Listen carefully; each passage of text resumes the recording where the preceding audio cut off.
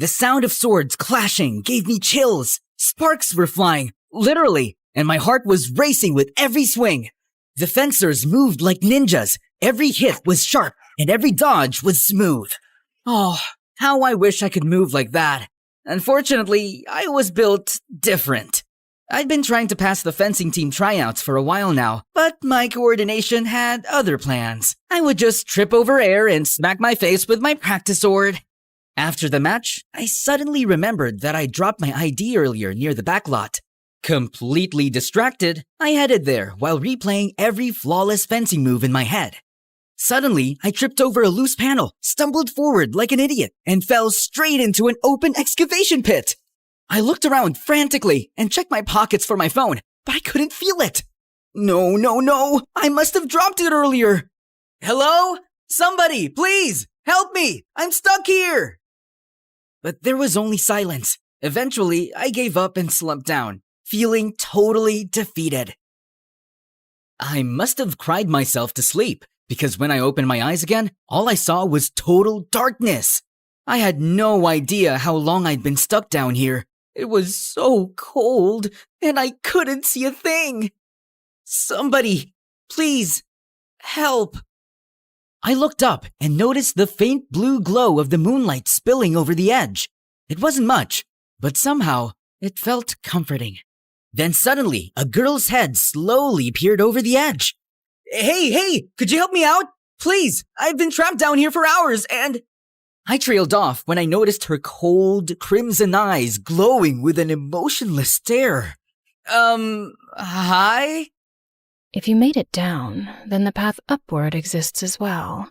Whether you find it is up to you. Right. Super inspiring. But maybe instead of a life lesson, you could toss down a rope? A ladder? A vine? A thread? Or a snakeskin? Seriously, I'll climb anything at this point. Hey, wait! Where are you going? I panicked when her head suddenly disappeared. Come back, please! At least toss down my phone. It fell out of my pocket up there, somewhere. But she didn't respond anymore. Unbelievable. Just my luck to meet a weird and mysterious girl in the middle of the night. Suddenly, her head reappeared, and this time, she was casually holding my phone. Are you referring to this? Yes, that's mine! Please, if you're not gonna help me, just toss it down at least and... If you want it, then climb. Wait, what? I was at least 20 feet down. I can't. It's too high, and I have the strength of a baby. Strength begins when you choose to reach for what seems unreachable. Okay, I'll try. At first, I jumped weakly, but I felt so pathetic, so I hyped myself up and pushed harder, clawing my way up the dirt wall as if my life depended on it. Finally, with one last desperate lunge, I jumped higher than I ever thought possible, scaling the wall like Spider freaking man, and pulled myself over the top. Whoa! I did it? Wait, I actually did it! Somehow, this strange girl made me find strength I didn't even know I had. I stood up and finally faced my mysterious savior, her silver white hair standing out in the dim light. That was intense! Thanks for the motivation. What are you doing here at this hour, by the way? And what's your name? Then she turned to me, and my heart nearly stopped. Holy mother of hell! Up close, she didn't look real. She wasn't just beautiful. She was otherworldly. This is one of the many reasons I never wished to visit here. But oh well, I suppose I had no choice. What are you talking about? Where are you from? But she just ignored me and drifted off like a beautiful lantern. Hey, wait! Can you at least tell me your name? We turned a corner, and just like that, she was gone. I searched all over the school, but it was like she vanished into thin air. What if she was actually a ghost? The thought alone almost made me pee in my pants. I just kept thinking about her, even in class the next morning, and Belle must have noticed it. $1 billion for your thoughts? Huh? Oh, sorry, just spaced out. Belle had been my best friend since we were kids. We were next-door neighbors, survived high school together, and now we were in the same university. taking the same course like it was fate or something. Come on, buddy, spill it. What's got you daydreaming so hard? Well, yesterday I went back behind the school to look for my ID, and I met this mysterious girl. I was about to finish my story when the door suddenly burst open, and our professor finally arrived with a girl trailing behind. My jaw then dropped straight to the floor when I saw her familiar face. No freaking way! It was her! Class, this is Sky, a transfer student. She will be joining us today, so please, make her feel welcome. As expected, the other boys also lost their minds the second she walked in. They were practically drooling on their desks. Sky, do you have anything you'd like to say to the class before we start our lecture? I held my breath as she scanned the room like an emotionless queen. I have little to say to those I have yet to understand, but I'll observe, and perhaps learn something worth remembering. We were all dumbfounded by what she said. Believe it or not, but that's the girl I was just telling you about. I see. She seems interesting. Well, that was quite a speech, Sky. Thank you. You may take any empty seat you like. Without a word, she walked straight down the aisle and sat right next to me. Hey, it's me. From last night. You know, the guy in the hole? But she just stared straight ahead, like I didn't even exist. And when the lecture finally started, she was completely locked in, silent, still, eyes focused on the presentation like they were battle strategies or something. Seriously, who is this girl? And where did she even come from? Later that day, I dragged Belle to the announcement board to check out the newest fencing team updates. Just then, a calm, serious voice spoke behind me. How do I join this battle?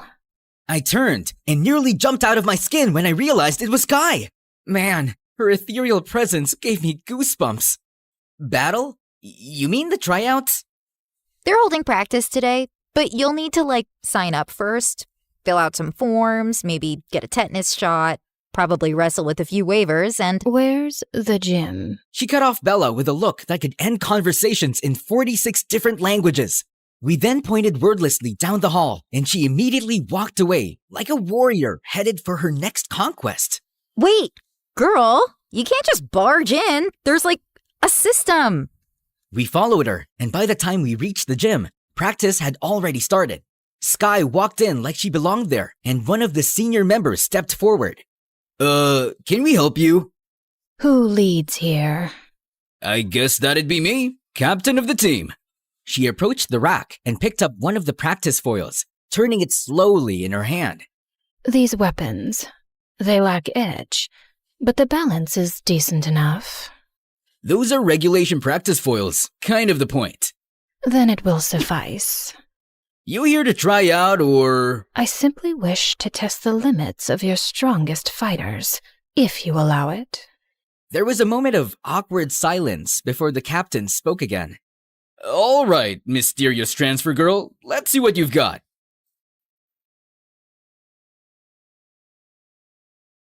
What the? Sky then turned to the rest of the team like nothing had happened. Next. 2 more stepped in, then 3, 4, 5, 10.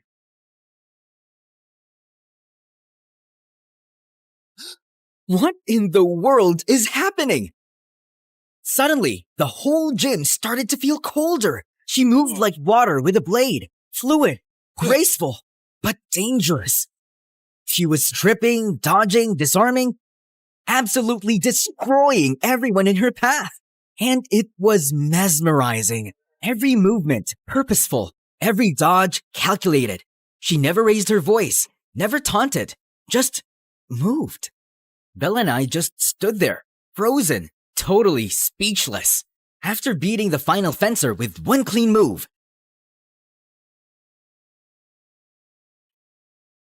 Well, that was quite insufficient. And just like that, the entire gym went silent. Since then, some people started getting scared of her, while others just fell harder. Meanwhile, Belle started getting extra suspicious about her. It's really weird. She just waltzed in and wrecked everyone like she was brushing lint off her shoulder. I mean, maybe she's just really good? She is, but there's something off about her vibe. She might be hiding something, and I'm gonna find out what. Just because she looks like a Barbie doesn't mean she can't be that strong and skillful. She's literally so cool. You have a crush on her, don't you?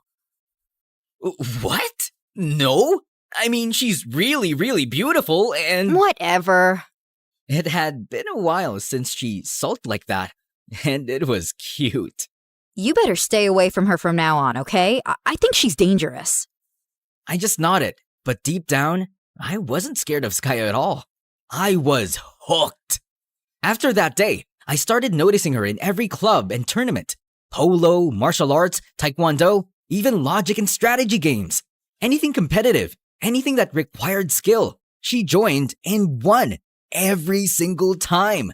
But she never celebrated, never even smiled. It felt like watching a boss-level character trapped on beginner difficulty. Nothing here seemed to challenge her. One time during a swimming match, she moved through the water like it was part of her. Fluid, swift, unbothered. She was like a mermaid trained by the gods of war. No splash, no struggle, just pure, effortless power. Another time, I saw her watching a freshman student from the martial arts club, a shy girl who always kept to herself and stood in the back. Without a word, Sky walked over, gently adjusted the girl's stance, then stepped back and nodded once. The girl blinked, startled, then smiled like someone had finally seen her. Sky didn't say anything else.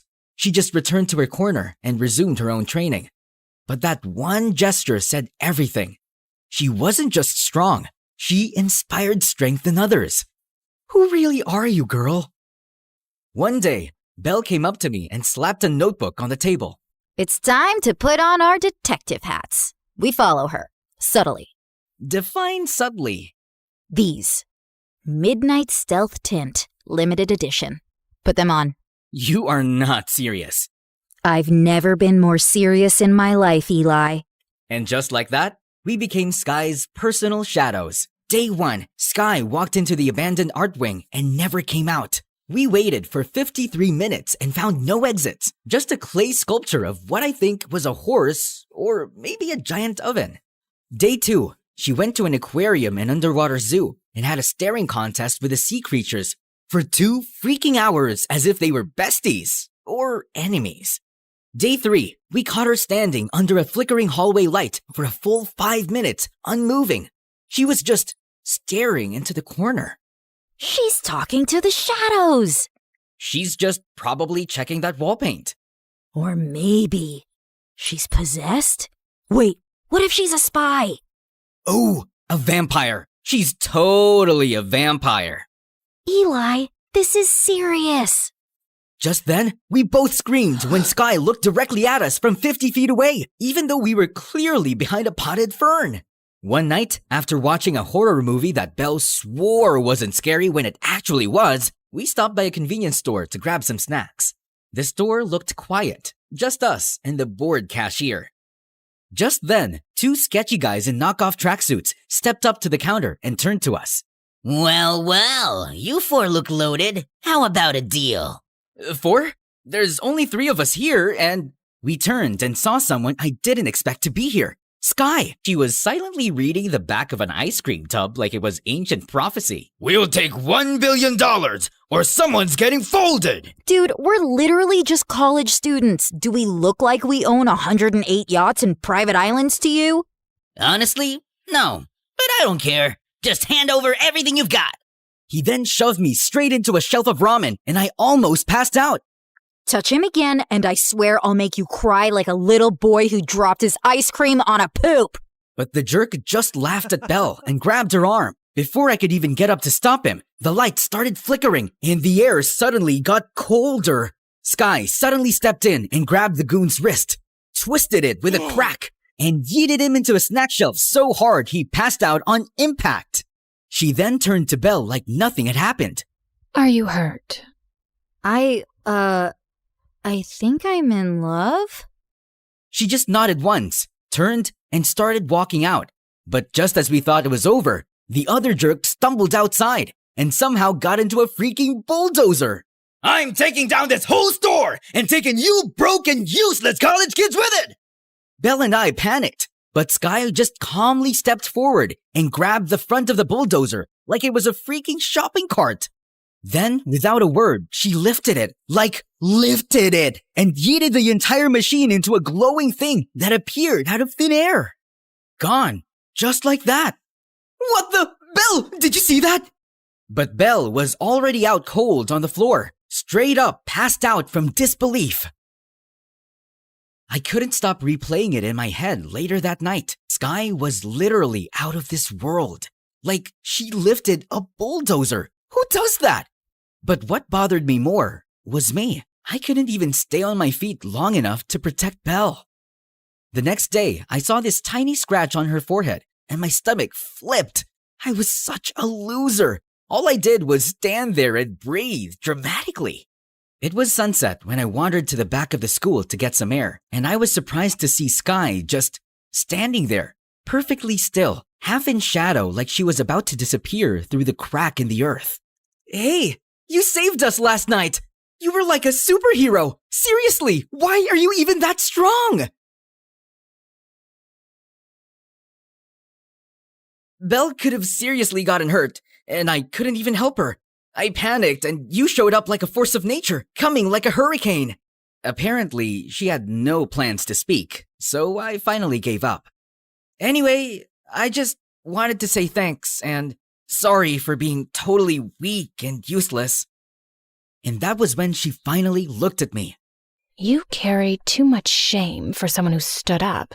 That is more than most would do. But it wasn't enough. Strength isn't always loud or immediate. Sometimes it begins when you decide to stop running. I didn't know what to say. Her words just echoed in my head. If you still wish to change, then follow me. I just found myself following her like a clueless puppy as she led me behind the trees until we stopped at a tall brick wall. Then, with a flick of her wrist, she summoned this glowing thing again. A strange, shimmering light pulsed in the air like it was alive. I must be dreaming right now. What's happening? What is that? She then stepped through it like it was nothing, and without thinking, I followed. Suddenly, I was standing in a massive, dimly lit space. Blades lined with the walls, swords, spears, weapons I couldn't even name. Let's begin.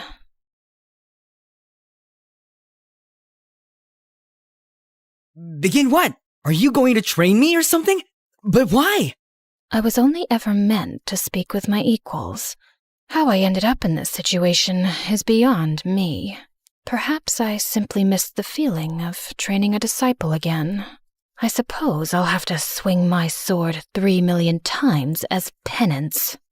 It was the first time I heard her say more than 2 sentences, and my brain was about to explode with questions. So, about all this and everything you just dropped on me, can you explain? Because none of this looks normal, like, at all. Let's keep this simple. No questions, just training. If that's acceptable to you, we'll begin. From that moment on, my life did a total 180.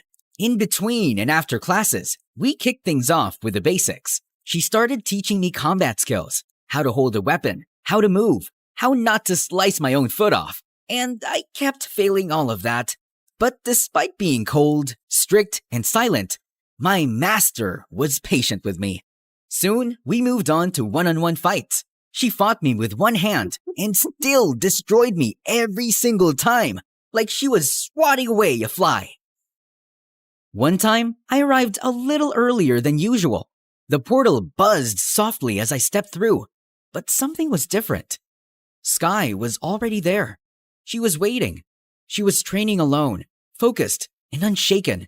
With a sword in hand, she moved through a relentless series of drills. Strike, spin, parry, recover, over and over. Not a single break. Only 2,972,000 left. I froze. She wasn't counting victories. She was counting some kind of punishment. I stood there, hidden in the shadows, and for the first time, I realized she wasn't just strong. She was relentless, and that made her unstoppable.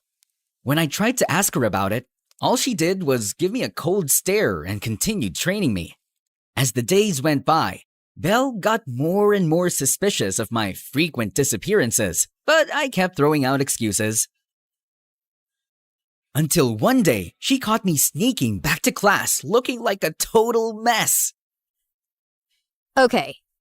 You've been disappearing, coming back looking like you lost a duel with a garbage disposal. Talk. I was jogging? Try again. Belle? Spill it. I saw you with Sky. You're doing something sus with her, aren't you? You were following me? Are you kidding? I've got notes, charts, a full Sky timeline. Okay, fine. I'm training with her. Training? For what? Is this like fencing? Demon hunting? A secret society initiation? To become stronger. Eli, I know you. You're soft. You're gentle. You cry during dog food commercials. But I'm tired of being weak, of always being the one who needs saving. I couldn't protect you at the store. I saw that scratch on your forehead and, Belle, I hated it. I hated myself. I'm done feeling like a loser. Yeah, but she's weird. She's powerful and quiet, and we don't know anything about her. I did a background check. Nothing came up. No school records. No socials. It's like she didn't exist until the day she showed up. What if she's from another world? Or a different dimension? What if she's dangerous? I didn't even know what to say because I myself was wondering too, because Sky never answered my questions. I just miss my best friend, you know? I'm still here, but I need to do this. For you. For me. Belle didn't smile, but she nodded. Okay, fine. Just don't get possessed or anything. No promises. A few more days of training passed. Bruises, sore legs, and Sky silently judging my every move. But somehow, I got better. Then came the next fencing tryouts. I stood at the edge of the gym floor, foil in hand, heart pounding. The whistle blew, and I finally moved. No tripping, no freezing, just focus, speed, and everything Sky drilled into me. By the final strike,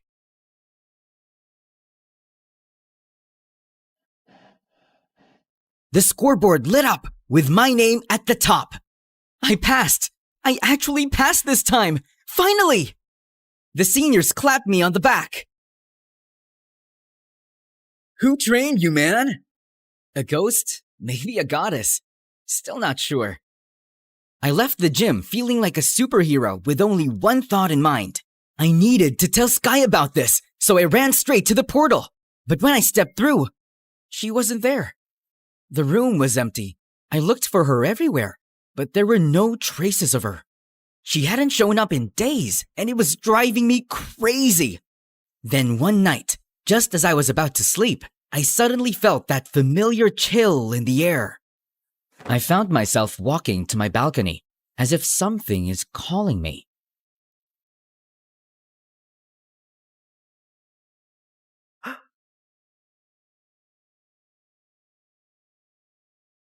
Master, where have you been? I need to go. There are matters I must attend to. What kind of matter? There is no point in explaining which you cannot yet understand. Okay, fine. But before you go, can you at least tell me something about yourself? Or at least, where are you from? To live in itself is a blessing. But once a person dies, the bonds he once had with this world shall all turn to curses. Huh? No need to fret. These are just my thoughts. Soon, you'll know and understand everything. But how? You'll see. She raised her hand, summoning another portal. And without a word, She stepped through it. And now, she was gone. I suddenly felt so empty, like something had been pulled out and taken with her. No one knew where she went. Not the school, not the staff, not even Belle and her resources. Until one afternoon, she barged into my room like a hurricane. Eli, you need to see this, like right now. What is it? Genshin Impact's newest playable character. What about it? I hadn't opened the game in almost a year, so I wasn't updated. She shoved her phone into my hand, and the moment I saw the screen, I swear my soul left my body. White silver hair, crimson eyes, a massive sword on her back. Same cold stare, same grace, same everything. What kind of sorcery is this? And then suddenly, it all made sense. Skirk. So that was your real name, huh? Brace yourself, Skirk, because I'm gonna log back in and unlock every answer you never gave me.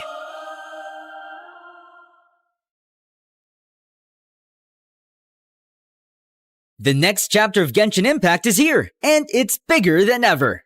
Step into Teyvat, a world where 7 elemental powers surge in this open-world RPG game, playable on mobile, PC, PlayStation, and Xbox. In version 5.7, Skirk, the formidable cryo sword user who commands the cosmos' darkest energies, finally joins the game.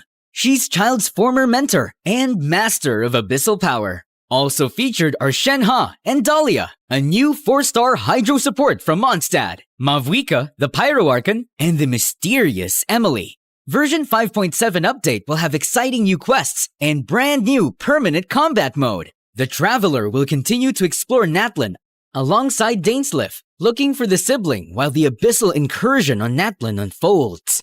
There will also be a new character story quest focused on Skirk. The Dust of Enlightenment will allow for the re-rolling of the minor affix enhancements on a level 20 artifact, offering a new layer of customization and optimization for your character builds. Check out Genshin Impact now using the link below, and don't forget to redeem your exclusive gift code.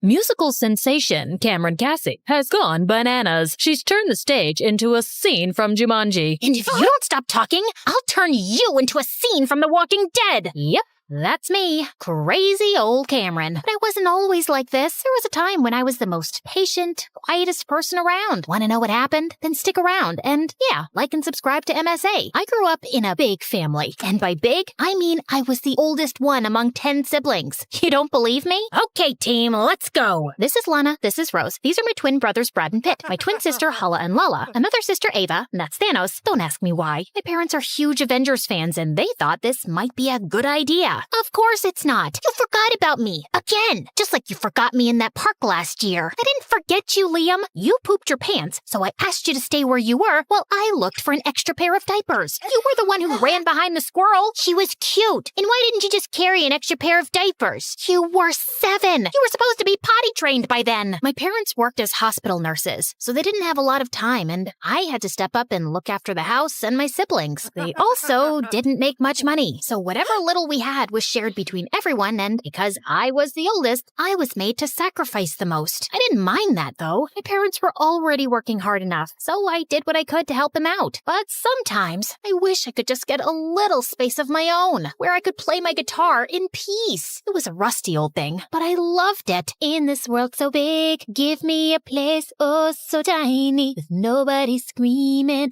or acting whiny. Ah! What the heck was that, guys? Sorry, Pitt started it. No, I didn't. Brad threw his lunch in my face. I didn't throw it at you. I was just throwing it away. Why? Because it's tasteless. I want pizza. I want pizza too. Did someone say pizza? No one's getting pizza. Go inside and finish your veggies or no TV for a whole week. So, yeah, things weren't peachy at home, but school was worse. Between house chores and studies, I had no time to make friends and grew up to be an introvert, which somehow made me the perfect target for bullies like Bailey. We'd been classmates all our lives, but ever since her family struck it rich, she became this mean, hostile person with a personal vendetta against me. It didn't make sense. She was the lead drummer of the school band, really popular, and even had her own YouTube channel where she did covers of famous songs. So I just never understood why she was so obsessed with me. Like this one time in high school, I was casually singing my favorite songs when Bailey barged in. Hi, everyone. So in this episode of Off-Key Talents, we have Cameron Cassie. She thinks she sings well, but she sounds like someone stepping on a squeaky toy. Maybe it's because she's always screaming at her horrible siblings. How many are there again? Can you get that off my face? I'm not comfortable, and I don't care. Anyway, I got what I wanted. I can go back to whiny singing now. You're not gonna post that, are you? Bailey just gave me an evil grin and left. I wanted to scream in her face, but I knew she'd only make my life more difficult, so I kept my head low and went on with my day. But the next morning, I was still in bed when my sister Lana came running into my room and told me that the video Bailey posted had gone viral. What? Why would she post that? That's it. I will bite Bailey's head off and then use her hair to mop floors. What are you talking about? People are loving you. You're famous. Lana shoved her phone in my face, and I was shocked to see that she was right. People were calling me inspiring, adorable, amazing, and all sorts of great things. Within a few hours, it had more than 1 million views, and I was famous. You got pipes, girl. Would love to take you out sometime. You have the most beautiful voice in the world. Will you sign my pizza? Sure. Bailey sat in a corner, looking totally humiliated, and it was the best day of my life. I was debating whether to thank her or kill her for posting my video without asking me, when suddenly my phone rang. It was some lady who told me that Tucker Wayne, owner of one of the biggest talent agencies in the world, wanted to see me. Apparently, he was assembling an all-girls band and wanted me as the lead singer. The money was great, and he'd even sent me a first-class ticket to New York for the same night. I was pretty excited, but my parents weren't happy. Who's gonna look after the house? Maybe we could hire some help? Don't be ridiculous, Cameron. We don't have that kind of money. Millions of people go to New York every day because they think they can change their lives. What makes you think you're any different? You'll only become disappointed. And what if I'm successful? This opportunity could change our lives. Fine, do what you want, but don't come sulking back to me when you fail at this stupid music thing. I was hurt that my parents didn't support me, but I knew this was my one chance to turn things around. So I packed my bags and left for New York that night. When I arrived, a limo whisked me away to the most stunning building I'd ever seen. Mr. Tucker greeted me warmly and gave me a tour of the studio. The first day of recording was an absolute blast. Everything seemed to be falling into place until a few days later, I was chilling in my hotel room when the door flung open and Bailey walked in. Ah! Bailey?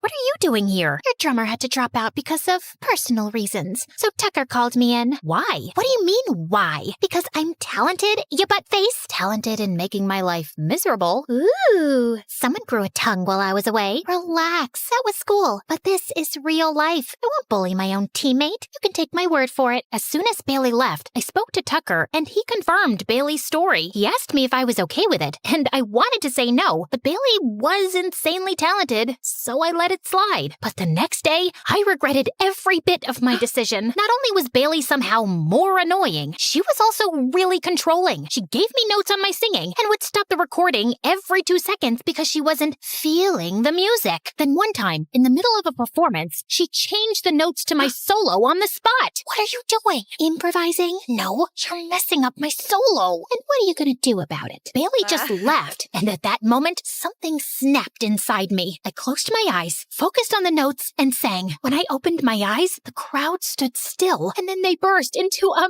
massive applause. Everyone was chanting my name, and Bailey looked like someone had pulled her kidneys out. From that moment forward, my life was an absolute whirlwind. We were getting more live shows, doing interviews, talk shows, and I was truly famous. I even got the first ever call from my mom, but it wasn't what I expected. Hey, Mom, I'm so glad you called. Your sister plays the oboe, you know. Lana? Yeah, I know. So let her in your band. But I thought you hated the idea of getting into music. I do. But Lana will be going to college soon, and playing oboe professionally will look good on her application. Now, will you help her or not? I wanted to say no, but Mom was talking to me after weeks, and I didn't want to disappoint her. So I agreed, and a week later, Lana joined me. But I had no idea how to fit an oboe in the band. And Lana didn't seem too interested either. All she did was sleep or order room service all the time, and I barely had any cash left for myself. To make things worse, we were a month away from the album launch, and I still had a bunch of songs to write. In this world so big. Stop! This is not working out. We need something edgier.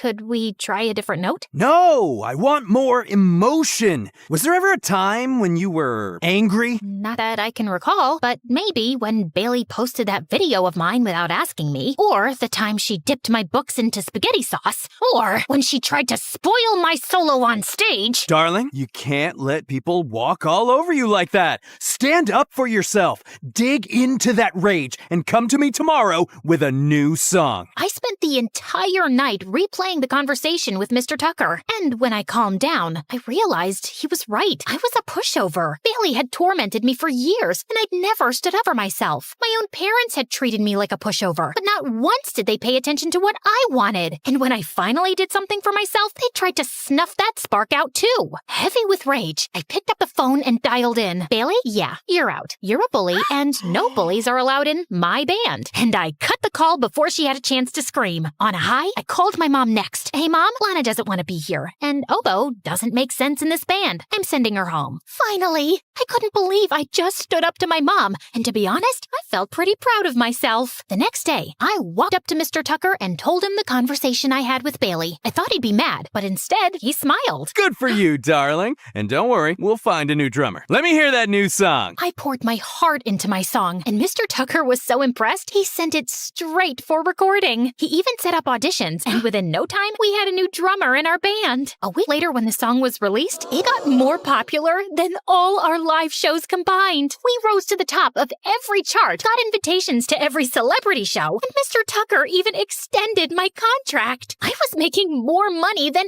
ever, and life was pretty good. But the more I leaned into my emotions, the angrier I got, and pretty soon, I was lashing out at everyone. I ordered this salad with ranch. This is blue cheese. What are you doing? Trying to make me fat? I'm sorry, ma'am. I forgot. Did you forget to brush your teeth? Did you forget to take a bath? Did you forget to sleep? No? Then how can you forget to follow simple instructions? The waiter ran away crying, and I felt a bit bad. But with the amount of money I was spending, I deserved better service. But the next day, I was making waves on social media for being rude and mean. Apparently, someone from the restaurant posted a video of me screaming at the waiter, and now everyone was out there to get me, including the paparazzi. Have you always been this spoiled, or has success gotten to your head? Have you always been this stupid, or did you fall on your way here and damage your brain? That's inappropriate. Your face is inappropriate, Jane. You are a terrible interviewer. You should switch jobs because I don't think this one's gonna last that long. I was mad with power, and no matter how much people called me out for it, I just didn't care. I partied like there was no tomorrow, shopped like a crazy person. I was finally living my life the way I wanted to. I didn't even care about showing up at work, and my bandmates tried to warn me, but I was the star of the show. No one would replace me. I thought I was untouchable, until one day I walked into the studio and saw Bailey in the recording room. What is she doing here? Oh no, this is awkward.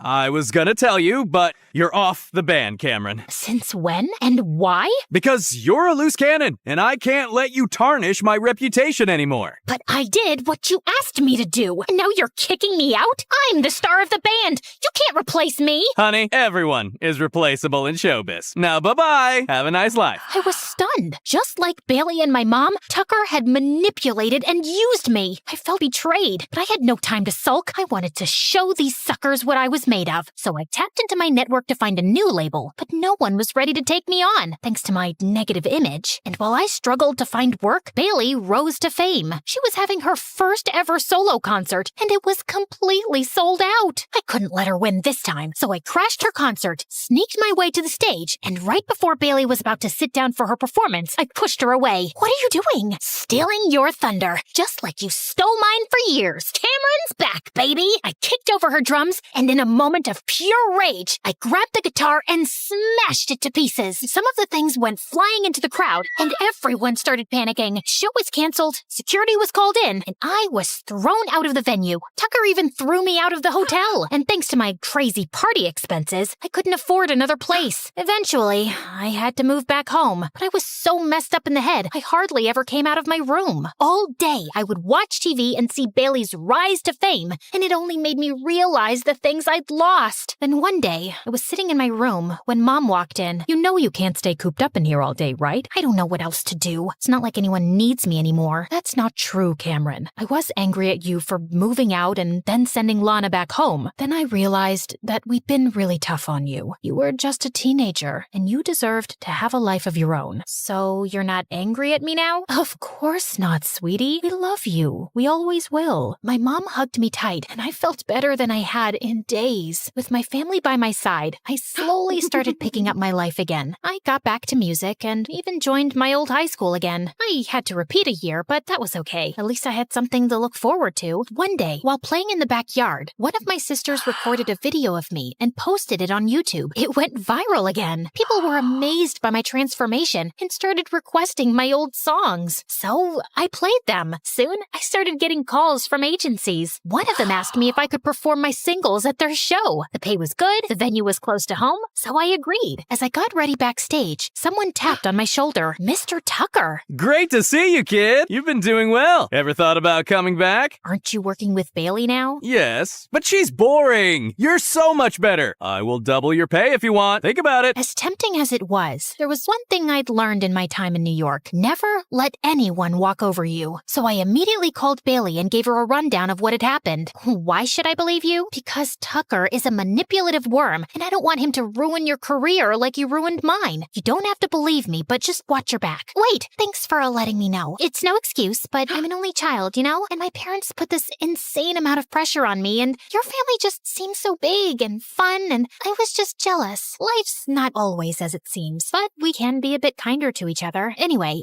glad we had this talk. Same. You know, I really did like your new album. Bailey and I never stayed in touch after that, but I heard she quit and started her own band. As for me, I'm still singing in the backyard and making my own music. That's the best kind.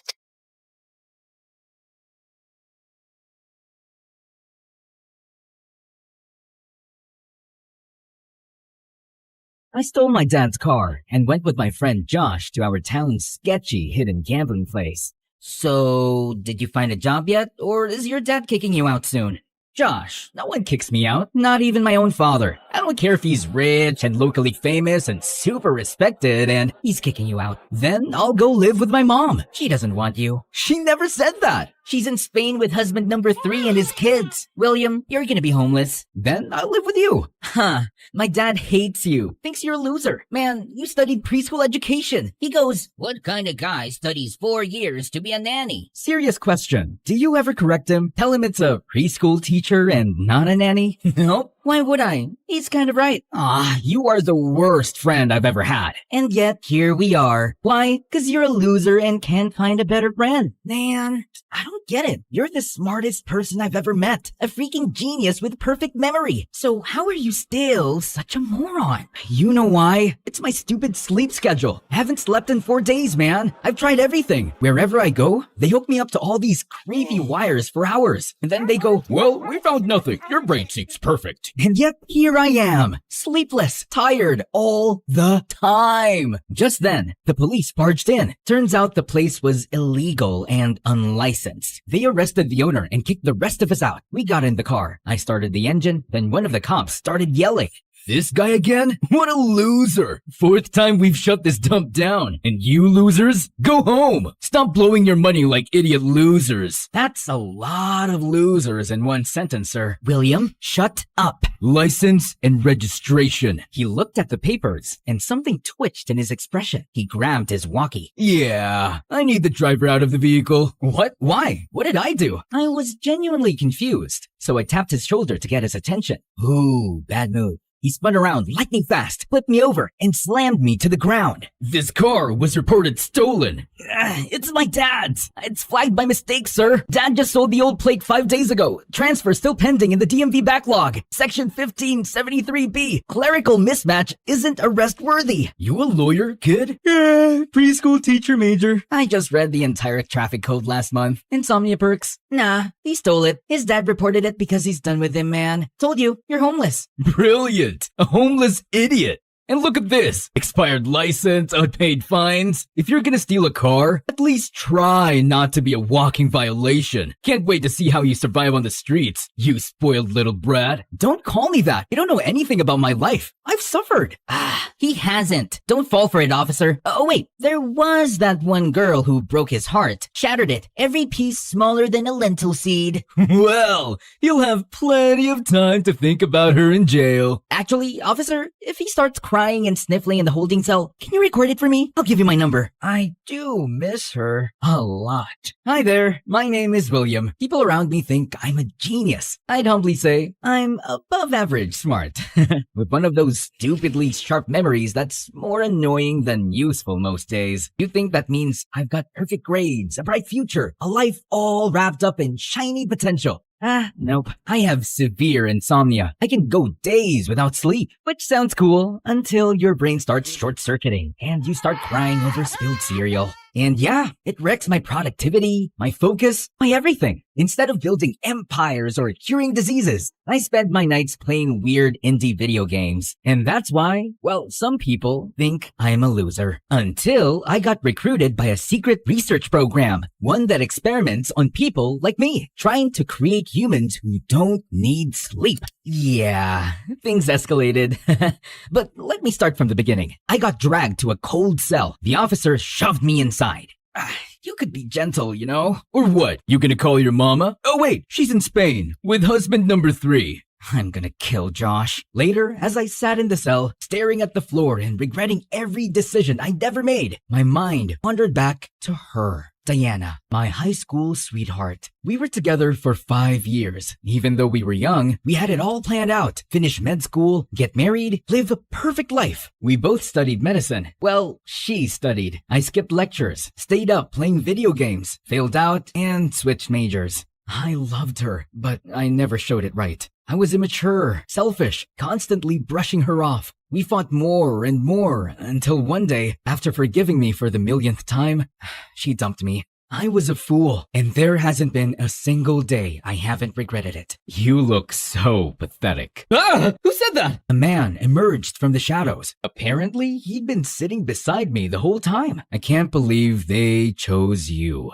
Choose me? For what? Who's they? Yes, boss. I'm looking at him now. He definitely looks like an idiot, so it's him. Confirmed. Excuse me? You can't just talk about me like that. Don't worry, boss. It's all an act. He was literally curled up 5 seconds ago, sobbing with snot on his face. That was a private moment. Everyone has those. Without warning, the man pressed his hand against a section of the wall. It looked like any other brick until it creaked slightly and swung open from a hidden hinge. There was a narrow, dark tunnel behind it. Before I could react, he grabbed my arm and dragged me inside. My dad will end you when he hears about this. He literally had you arrested. We walked into a massive soccer field. I was never into soccer, only ever saw it in Mr. Beast videos. Then suddenly, the floodlights snapped on. It was blinding. Man, that's too bright. My eyes are too sensitive. I can't even open them. Oh, wow. Who's that goddess? My lord. Wow. Now your eyes work? Weren't they just too sensitive 2 seconds ago? A stunning girl walked toward us, surrounded by bodyguards and assistants. She moved like someone who didn't walk. She arrived. One of the younger assistants accidentally dropped a clipboard while adjusting her earpiece. Easy. You're doing fine. Don't stress. We're just changing the world. The assistant nodded, clearly starstruck. Arya turned to a girl with dark glasses and a tight ponytail, standing off to the side with a scowl. Hey, dear. Relax that jaw before it breaks. You're not on trial. She then finally looked in my direction. Rex? I can be a Rex for you. Shut up, man. She's talking to me. Oh, it's him. No need to double check. Wait, before you talk, I just want to say, you are the most beautiful girl I've ever seen. And I'm not just saying that because you're surrounded by average, boring-looking girls that make you pop by comparison. No, you're beautiful as a standalone piece. Mr. William, this is a test. You'll be accompanying me to a high-level event. Think of it as a soft infiltration. Your job is to look sharp, stay quiet, and observe everything. I have no idea what that means, but I'm in. So I'll be your undercover date. Fake dating is my thing. I've done it like 1,000 times. No. What date? Ugh, why are men so dumb? Okay, fine. Yes, like my date. Good boy. Me and you, William and Arya, are going to a party. Be ready tonight. Okay, dear Willie? Your salary will be $50,000. Yeah, I can live with that. Wait, 50,000 US dollars or Zimbabwean dollars? Why would we pay you in Zimbabwean currency? Great, love that for me. Now, can you move aside so I can pass out comfortably? Dear God, why am I always stuck with absolute clowns? Rex, get him a proper suit. Not like last time. Those suits look like they were pulled from a thrift store.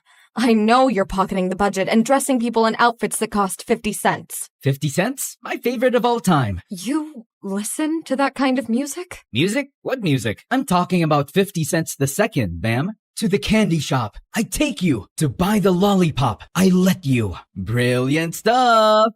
Shut up, man.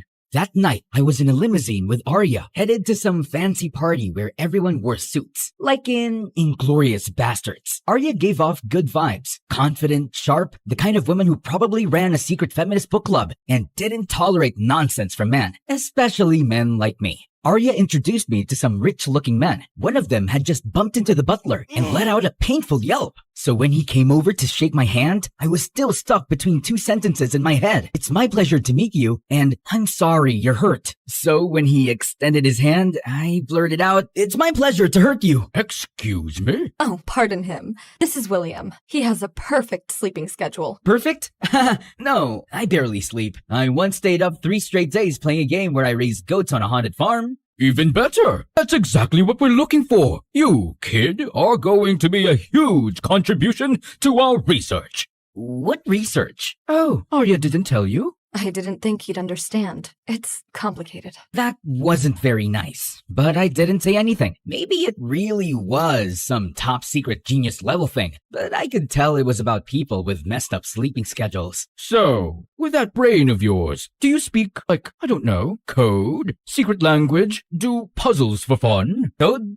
Not really. Unless you count that time I decoded the serial killer Unabomber's manifesto at age 13. Just for fun. You what? I mean, it was already decoded. I just read it all on Wikipedia during one of my sleepless spirals. He got caught April 3rd, 1996, right? His brother recognized the writing. Everyone blinked at me. I wanted to clarify that I don't try to be weird. It just leaks out when I'm under social pressure. I also know all the US vice presidents in order. It's not a cry for help, I swear. George Washington, John Adams, Thomas Jefferson, and... I need to go to the bathroom. Come with me, Willie. Why would I go into the bathroom with you, Ariana? It's Arya. She gave me a look. Oh, right. Maybe she just wanted to talk privately, so I followed. He's perfect. He's a gem. He'll make us rich. But she really did have to pee. Wait, you actually want me to go into the bathroom with you? No, you creep. Just stand outside and make sure no one goes in after me. Goes in to do what? Kidnap me! I stood guard. A few minutes later, a very large woman approached. She had a huge coat, big sunglasses, and a wig that looked suspicious. Like movie disguise level suspense. Sorry, ma'am. You can enter once my boss/date is out. Are you out of your mind, freak? Oh, no. I've seen this trick before. You yell, I get embarrassed. You get inside and kidnap her?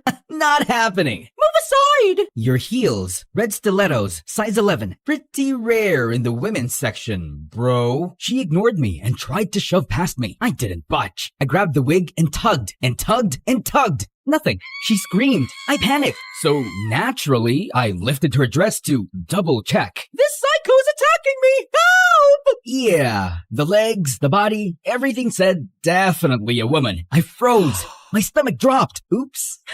A second later, someone punched me in the face. Security threw me out like a piece of garbage. I couldn't tell if she was a woman. It was ambiguous. I sat on the curb outside, humiliated. Then the same woman walked out of the building, her coat bulging like she'd stuff a small mattress under it. She reached the van parked by the curb, glanced around, and casually unfastened her coat. And that's when I realized Ariana was inside it. The woman dropped her into the back of the van. Then she turned to me, paused, and slowly peeled off her wig. Underneath was a bald head, a cold stare, and a smile that made my blood ice cold. Idiot. They kidnapped one of the most important people in this organization right in front of you. It was either that or I got thrown out for attacking a woman who turned out to be a man, but still. Rex snapped. He lunged forward and grabbed me by the collar. Do you even realize what you've done, you stupid piece of dirt? Suddenly, one of the assistants from earlier, huge glasses, sleek black hair, in a perfect silk ponytail, stepped in and pulled Rex back. She raised her eyes in that sharp way Bella Hadid does in photos. She actually looked really pretty. I don't know why I called her average and boring earlier. Darn me sometimes. Rex, this isn't helping. We need to get her back. I'll handle it, and I'll take him with me. Him? He's a moron. A valuable one. Maybe I can convince them to trade her for him. He's a treasure. Yeah, tell him, lady. Wait, why am I so valuable again? We're part of a private organization that runs off-the-record research on human subjects. I know how that sounds, but it's for the greater good. Right now, we're studying people who can naturally stay awake for days. The government won't touch human trials. Too much red tape, too much fear, even when the outcome could help millions. We're working to fight chronic fatigue, insomnia, and neurological burnout. Imagine what that could mean for soldiers, doctors, firefighters, people who can't afford to shut down. Oh, that's amazing. I should tell my online friend to volunteer. His name is Ming Hao. We once stayed up for 4 days straight building a castle in Minecraft. He's in China or Korea. I don't know, but he's committed. He cried when I accidentally set the sheep farm on fire. I cried too. It was emotional. Get ready, William. We leave in half an hour. Rex, you'll be on comms. We'll talk through the earpieces. You're our eyes. If anything happens to Arya, I swear I'll never forgive myself. She's the reason I got out of bed some days.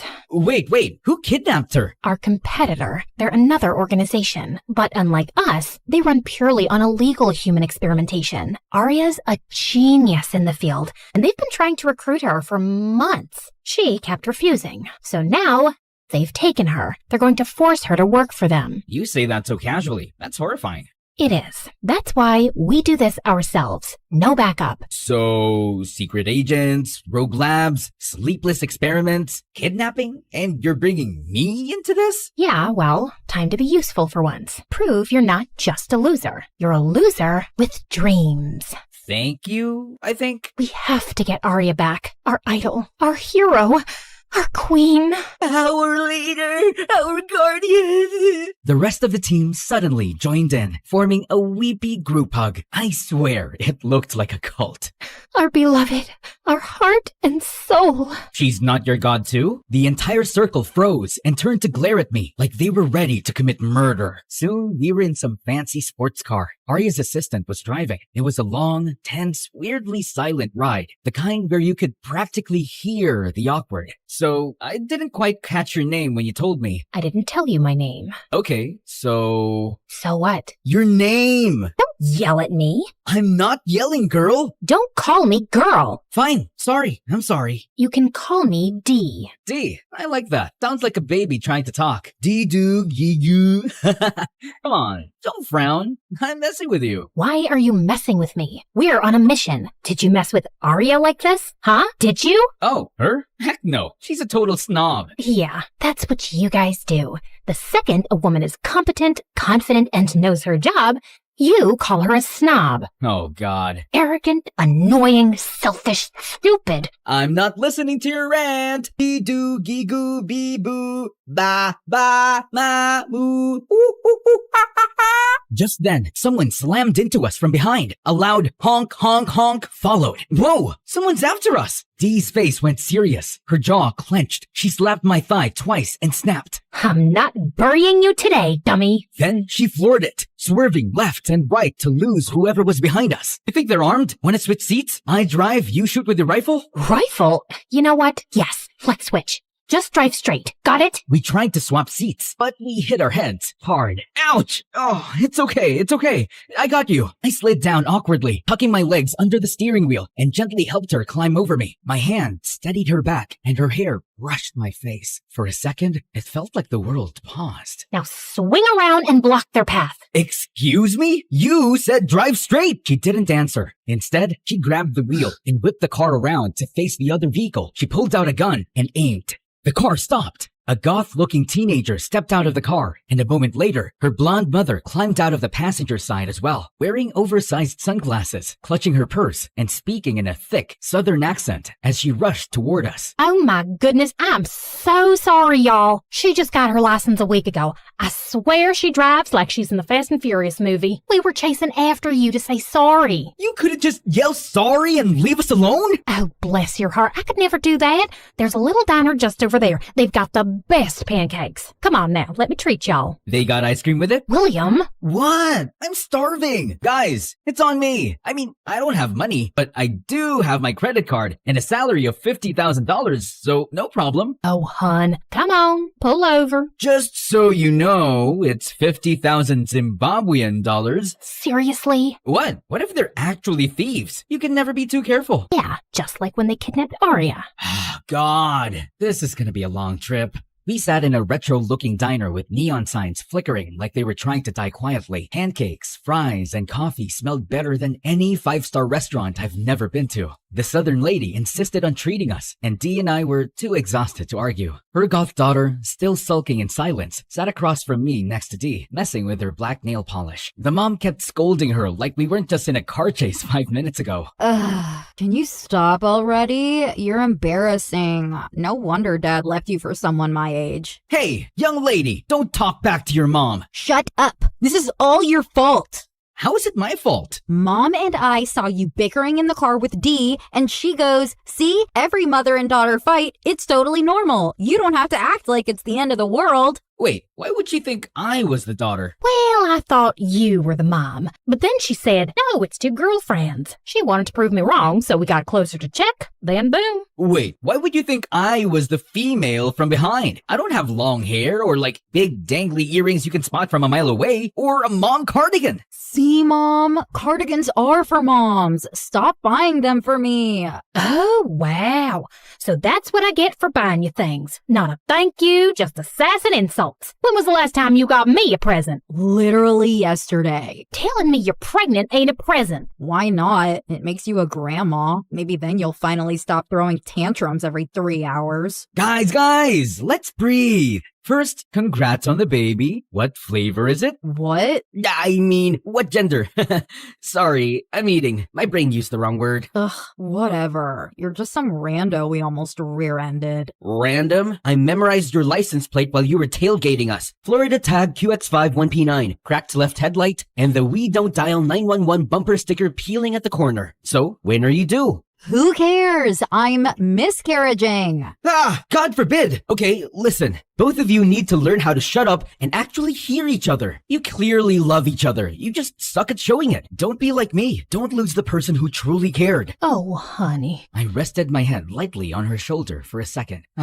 I've been the idiot who didn't listen. I had someone once, loved me for more than I deserve, but I kept messing up, sleeping in, making excuses, wasting time. She warned me 1,000,000 times, and then she walked away. And every day since, I've blamed myself. I tell myself she's still cheering me on somewhere. It keeps me going. That, and caffeine, and Call of Duty, but mostly her. Oh, sweetie. You know, Dee, earlier, when you slapped my thigh and said, I'm not burying you today, that hit something, because only one person ever said that to me, my ex. Dee finally looked up. Her lips were pressed tight, and she was gripping her coffee like it was keeping her steady. She blinked fast, like maybe if she did it quickly enough, the tears wouldn't come out. Wait, I leaned in and reached for her sunglasses. She didn't stop me. I slipped them off. The moment stretched. Diana? She looked at me. her eyes full, shining, saying everything she wasn't. You've gotta be kidding me. Her face softened, just slightly, and a tiny smile tugged at the corner of her mouth. What happened to your face? She picked up a piece of pancake and threw it at me. That's what you say?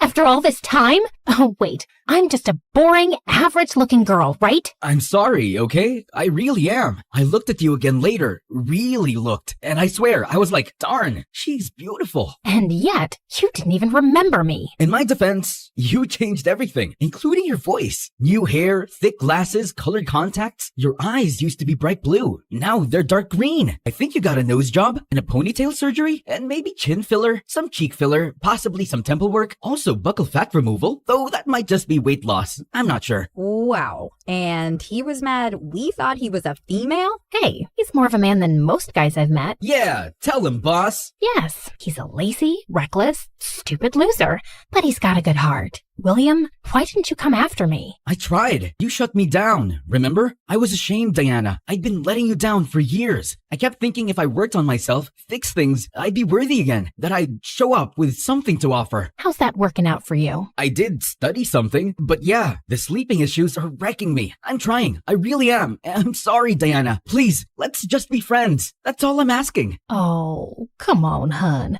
Give him a chance. Diana looked at me. She tilted her head, as if considering it, her eyes softening just a little. Then she grabbed the nearest juice cup and threw it in my face, and just walked out. Diana, wait! Ladies, it was lovely meeting you. Here's my card. Let's stay in touch. And if the baby's a boy, can you name him William? No way. Cool. Drive safe. I'm sorry, hun. I'm sorry, Mama. Why does the card say he's a babysitter? Our car ride was painfully quiet. Awkward, too. I didn't dare say anything that might upset Diana, so I kept my mouth shut. At least, until I couldn't anymore. Hey. Shut up. I just want to say I'm sorry. Shut up. Shut up. Shut up. What more do you have to say? Sorry? Sorry you forgot the so-called love of your life? Her face? Her voice? Sorry you never came back for me? Sorry you didn't work harder on yourself? Even though you knew I was in pain without you? But I did the right thing. I moved on. Look at me. Moving on so well, right? I'm doing great. So don't you dare say sorry to me now. I was actually going to tell you to turn your headlights on, but yeah, that too. What is wrong with you? She started hitting me. I mean, actually hitting. Then she let go of the steering wheel just to hit me harder. Whoa, eyes on the road! She didn't care. She kept throwing punches and random objects at me until, thud, we hit something. What did you just do? Switch seats. I'll drive in case someone needs to take the blame. Good idea. It's your fault anyway. We scrambled to switch places, and just as I opened the driver's door, someone stepped into view. It was dark, but I could make out the shape. Tall, broad-shouldered, built like Thor on a bad day. Then he hit us with a flashlight, straight to the face, just like in a horror movie. The guy looked about 60, with wild hair, a patchy beard, and maybe 4 teeth total. Oh, and he was holding a hammer the size of Thor's. You hit my animal. I understand, sir. Let me check on your animal. Why? Are you a vet? No, but I am, sir. You are? Oh, yes, she is. Definitely. We got out and walked toward the creature. It turned out to be a horse, and honestly, it looked completely fine. Still, the man gave me the creeps. Kept staring like he was trying to read my soul with his good eye. I stayed close to Diana and slid my hand into my inner pocket, where I kept the gun Rex gave me, just in case. I've had this horse since he was a foal. That was 10 years ago. If anything happens to him, you'll regret it for the rest of your life. He's got baby teeth. No way he's 10, unless he's aging backward. Are you calling me a liar? Well... Sir, his condition's stable. He'll need a shot, but he'll be okay. I'll write you a check to cover the costs. Who are you? Someone you'll need 100 years to become half of. Ouch, Dee Dee. Okay then, all settled. Nice to meet you, sir. Have a great night. The Thor man didn't respond. We headed back to the car. I turned the key. Nothing. It didn't start. It was working just fine. You're a jinx. You can spend the night in my cottage, not far from here. That's so generous of you, sir. But we really have to keep going. I'm coming. No, wait a second. We stepped into his cottage, and to my surprise, it was actually kind of cozy. Rustic wood everywhere, a roaring fireplace, and a giant creepy picture frame of him with a woman, presumably his wife, and a young boy. Just then, Thorman was carrying 2 bowls of soup. Eat. Oh, no thanks. I'm good. I said eat. Yes, sir. Soup is great. Love soup. I pretended to eat, but I wasn't swallowing. Diana, meanwhile, was going at it like she hadn't eaten in 3 days. Psst, what if he's poisoned? What if he's a serial killer? I'm always ready for death. Would you want to spend your last few minutes with me? Good point. But for your peace of mind, don't worry. Rex has our location. Anyway, I have protein bars. Want one? Yes, please. Then go get one yourself. Meanie. You two bicker like you've been married forever. Got any kids? Oh, no, sir. We're not married. I mean, I wish we were. Well, we were together. I screwed it up. And she'll probably stay mad at me until the end of my life, which might be tonight. Don't make my mistake. Me and my wife, we were high school sweethearts. Married young. Found out we couldn't have kids. And we were fine with that. Didn't even want any. Then one day, 12 years in, she tells me she's pregnant. I was stunned. So I got myself checked. Turns out I couldn't have kids. And I got mad. Really mad. One night, she was sitting right there in front of that fireplace, her back to me. I walked up behind her. And shot her? What? Why would you say that? Then strangled her? Do I look like a murderer to you? You want the honest answer or the one that might spare my life? If you said yes, do you think I'd kill you? Again, the honest answer or the one that keeps me breathing? Oh my God! Stop it, William! Sir, if this is some emotional metaphor about not giving up on love, great, message received. But honestly, I'm exhausted. I saw there's a bed inside. Do you mind if I use it? We'll pay for the stay. You and William can bond out here by the fire. No, I'm coming with you. Don't leave me alone with him. He's not gonna bite you. It's not the biting I'm worried about. Man up. You don't sleep anyway, so you're fine. Not everything is a conspiracy. Sometimes things just work. Arya taught me that. She made me feel like I wasn't a screw-up, like I had a purpose. And just like that, she disappeared into the other room. It stung, knowing she needed someone to make her feel seen. And it wasn't me. I never gave her the appreciation she deserved. Maybe I was even jealous of Arya for giving her what I didn't. But really, I had no one to blame but myself. So you came up behind your wife and I killed her. 2 seconds of silence. I nearly passed out. Ooh, look at your face. Nah, she lived and gave birth to a baby boy. I forgave her. We stayed together, happily ever after. She's actually out doing some shopping. She'll be back any moment. Anyway, I gotta return nature's call. It's poop time. Just then, we heard Diana scream. I rushed inside and found her backed into a corner, frozen. A cobra was slithering just a few feet in front of her, hood spread, eyes locked on her like it had a grudge. I didn't think. I just moved. I grabbed the snake to throw it away, but then I felt a sharp sting in my arm. William! Ow! Okay, that was painful. The Thorman burst in alarmed. He took one look at the scene and calmly scooped up the snake. Whoa there, that's Mini Snake. She's not venomous, just dramatic. He tucked her under his arm, and I collapsed against the wall, clutching my arm. She bit me. I saved your life and got bit. That's gotta say something. And just like that, for the first time since I met her again, she smiled, and that made me happy. Why are you smiling like an idiot? Come on, we've still got a mission to finish. Just as we were getting ready to leave, Thorman's wife and kid showed up. So, yeah, he wasn't a serial killer, allegedly. Just a strange man with a soft spot for reptiles. He helped us get the car started and waved goodbye like we were old friends. On the car ride, I felt lighter, even though we were getting closer to our mission, which should have made us nervous, but it didn't. So when exactly did you stop wanting to be a doctor and join this weird organization? After you left, I couldn't feel anything for a long time. So I picked something that didn't ask me to feel. Just perform, fix, solve. She paused, then added, Arya was the only one who saw potential in me when everyone else saw a quitter. She personally selected me from hundreds of applicants, spent nights helping me understand the research when I was ready to give up. They were doing real work. Quiet, off the grid, but meaningful. That's why they chose you. And yes, I recommended you. Someone who never sleeps, has a near-perfect memory, a high IQ, and the emotional awareness of a toaster. You just called me a genius and a toaster in the same sentence. Because both can overheat and explode if left alone too long. Just then, my stomach growled loudly. Diana pulled a protein bar from her pocket and handed it over. Oh, you're the best. Oh, glad you finally noticed. Right then, a familiar song came on the radio. I reached over and turned it up. It's our song!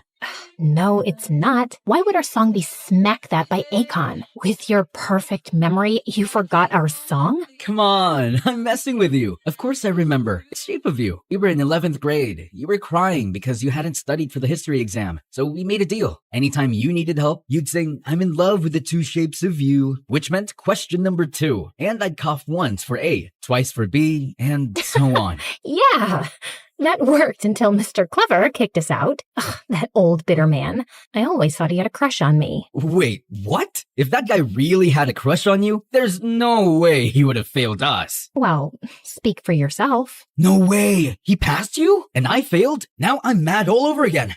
Whatever. I forgive you. Still wish you'd studied harder though. Just saying. Hey, you knew how things were at home. Dad was always sick. Mom worked nonstop. I was basically raising my siblings. If I hadn't gotten that scholarship, I wouldn't have even made it to college. Yeah, things were rough. You had so much riding on your shoulders. More than any kid should have. I'm sorry. She gave me a little nodding smile. And for the first time in a long time, I felt safe. We reached a quiet suburban neighborhood. Peaceful, almost too peaceful. We parked at the start of the street and walked a few blocks until we reached the daycare. She's here.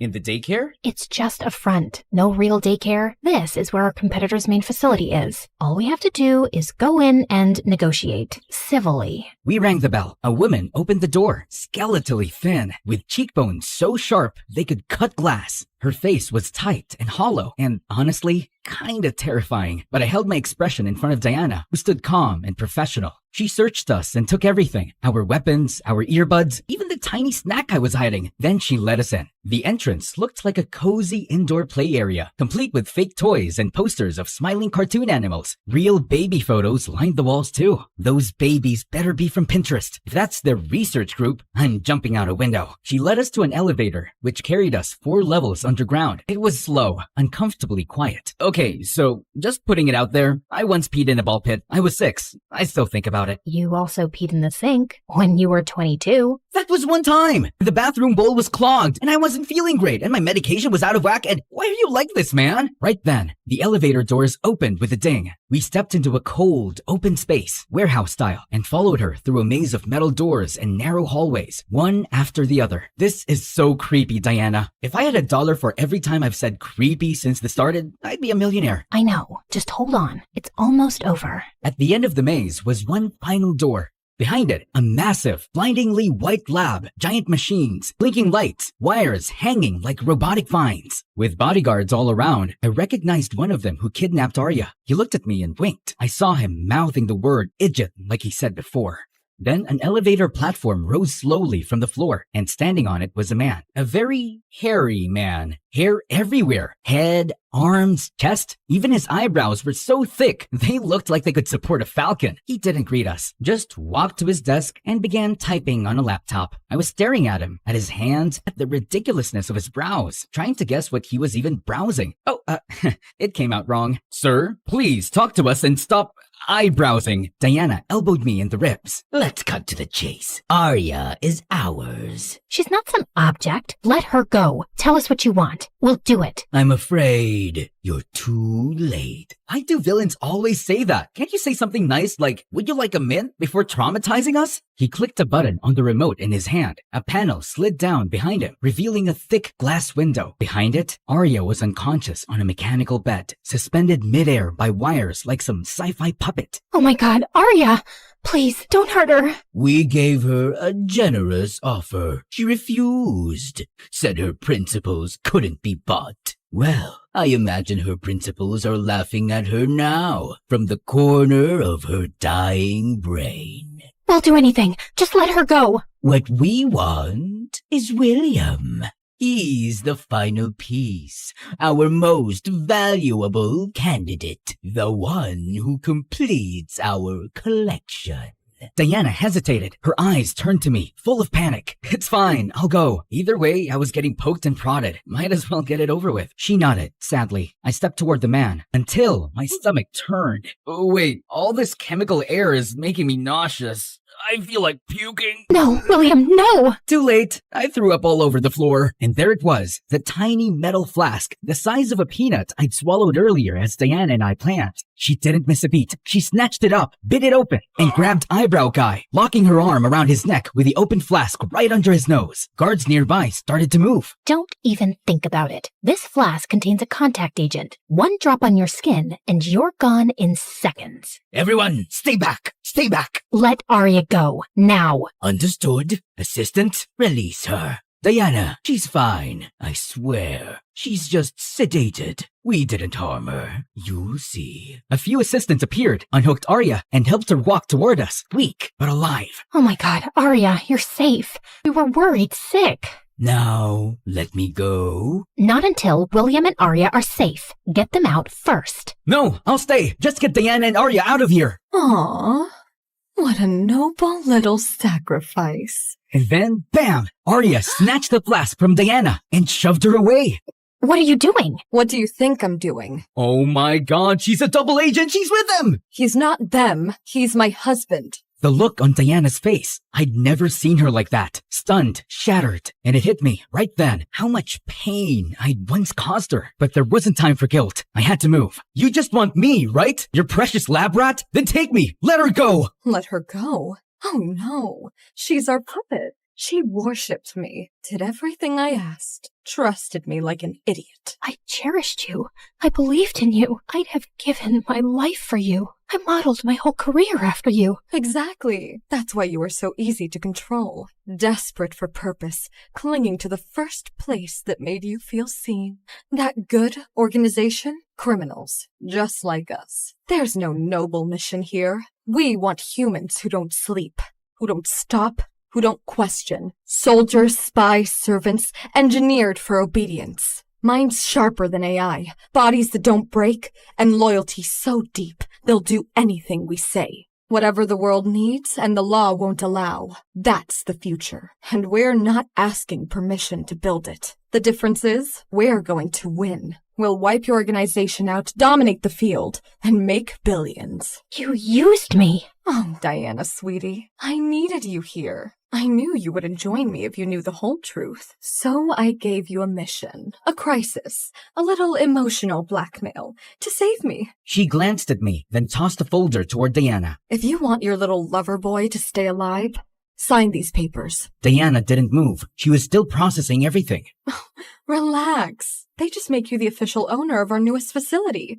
Unregulated, covert, and completely in your name. So, if this all blows up, if the authorities come knocking, you would take the fall, not me. And not me either, darling. Where are you taking me again when this all works out? Some island with no extradition laws, 5 jacuzzis, and unlimited shrimp. Ugh, shrimp makes you fart. Aw, I thought you didn't mind mine. Just like I don't mind yours. Your farts are my perfume. Oh, you're disgusting. I love it. I know you'd love it.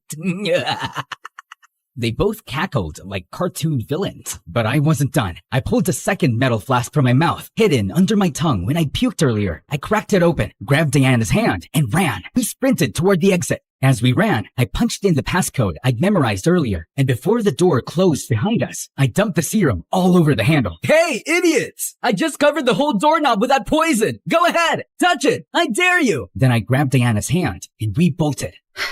Do you even know where we're going? Don't worry. I remembered every turn in that maze, and now that the doorknob's covered in that stuff, they're not getting through anytime soon. Just then, 2 guards rounded the corner. That was fast. Don't worry, Diana. This way. I led Diana down a different path, a narrow side hall. When the guards followed, I quickly shut the steel door behind us and yanked a release lever I'd spotted earlier. That should keep them busy. If not, we better run faster. 4 hours later, Diana and I sat on a bench outside the FBI building. Diana had told them everything. Turns out the FBI already had some clues about the illegal labs, but they didn't know how deep it went until Diana came clean. Everyone involved got arrested, except Diana, because she told the truth and saved lives. I glanced over at her. She looked tired, like me, but a little lighter. She wasn't hiding behind her glasses or her ponytail. She looked like Diana. They said they'll probably clear your name completely. Might even offer you a job. I'm not sure I want it. You should. You're amazing at this stuff, but only if you want it, not because you need to prove anything. Thanks. I think we broke each other a little back then, and I think maybe now we could help each other rebuild. Better this time. Smarter. You're still an idiot. And you're still scary. But I like scary, especially when she brings snacks. That made her laugh, for real. All right, genius. One condition. We don't fix each other. We just support each other while we figure out how to fix ourselves. Deal. Oh, want to hear a joke? An octopus once said to its girlfriend, "Give me your hand, give me your hand, give me your hand, give me your hand, give me your hand." She chuckled and gave me her hand to hold. And in that quiet moment, I didn't feel like a loser. I felt like someone who could start over and have a life that was worth staying awake for. Will love you for it all. Yeah, I will love you for it all.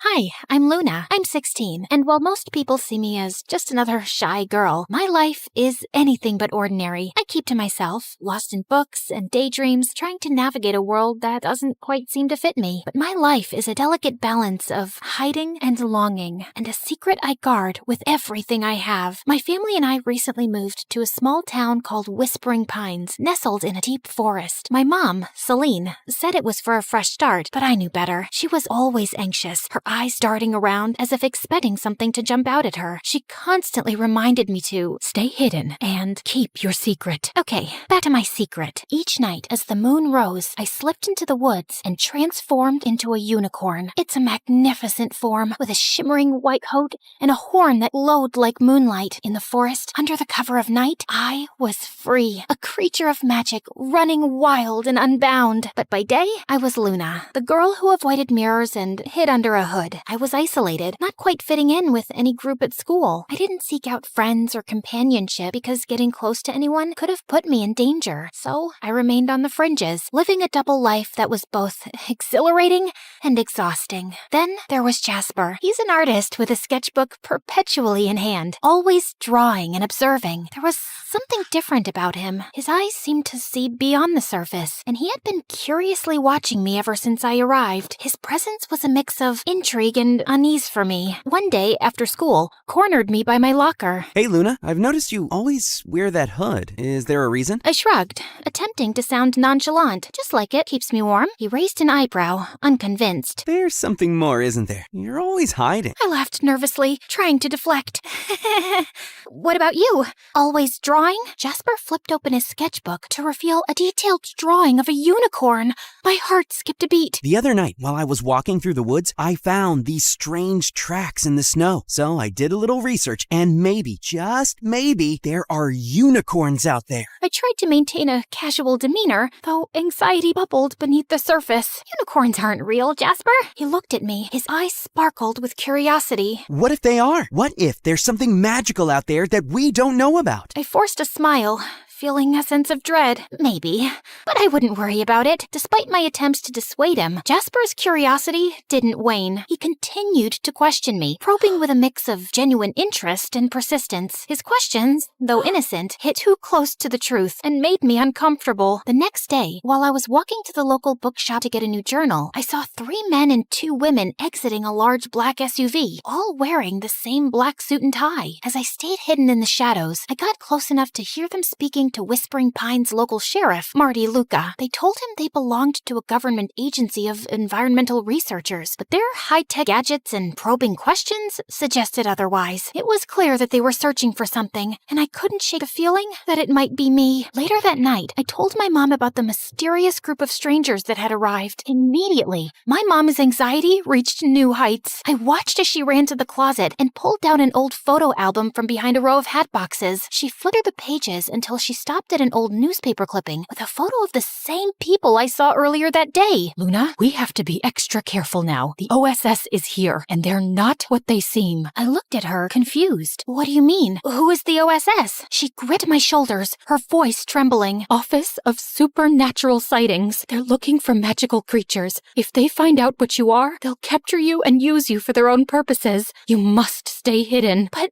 I need to go out at night. It's the only time I truly feel alive. My mom's eyes filled with tears. I know, sweetheart, but it's too dangerous. Please, promise me you'll be careful. I nodded, but in my heart, I knew it was a promise I may not be able to keep. The allure of the forest and the freedom it represented was too strong. That night, I snuck out as usual, but the OSS's presence was palpable. Their advanced sensors and patrols made it clear they were on the lookout for something. My heart raced as I navigated the forest. I was careful to stay out of sight, but in my panic, I accidentally left behind a few strands of my magical mane caught on a branch. The next day, Jasper found the strands while sketching in the woods. He was intrigued, examining them closely. Later, he approached me in the school hallway, holding the strands out with a mixture of curiosity and excitement. Luna, look what I found! He held them up to the light. They sparkled with cosmic energy. They're different, almost magical. I tried to dismiss his concerns with a laugh, but Jasper's gaze was unwavering.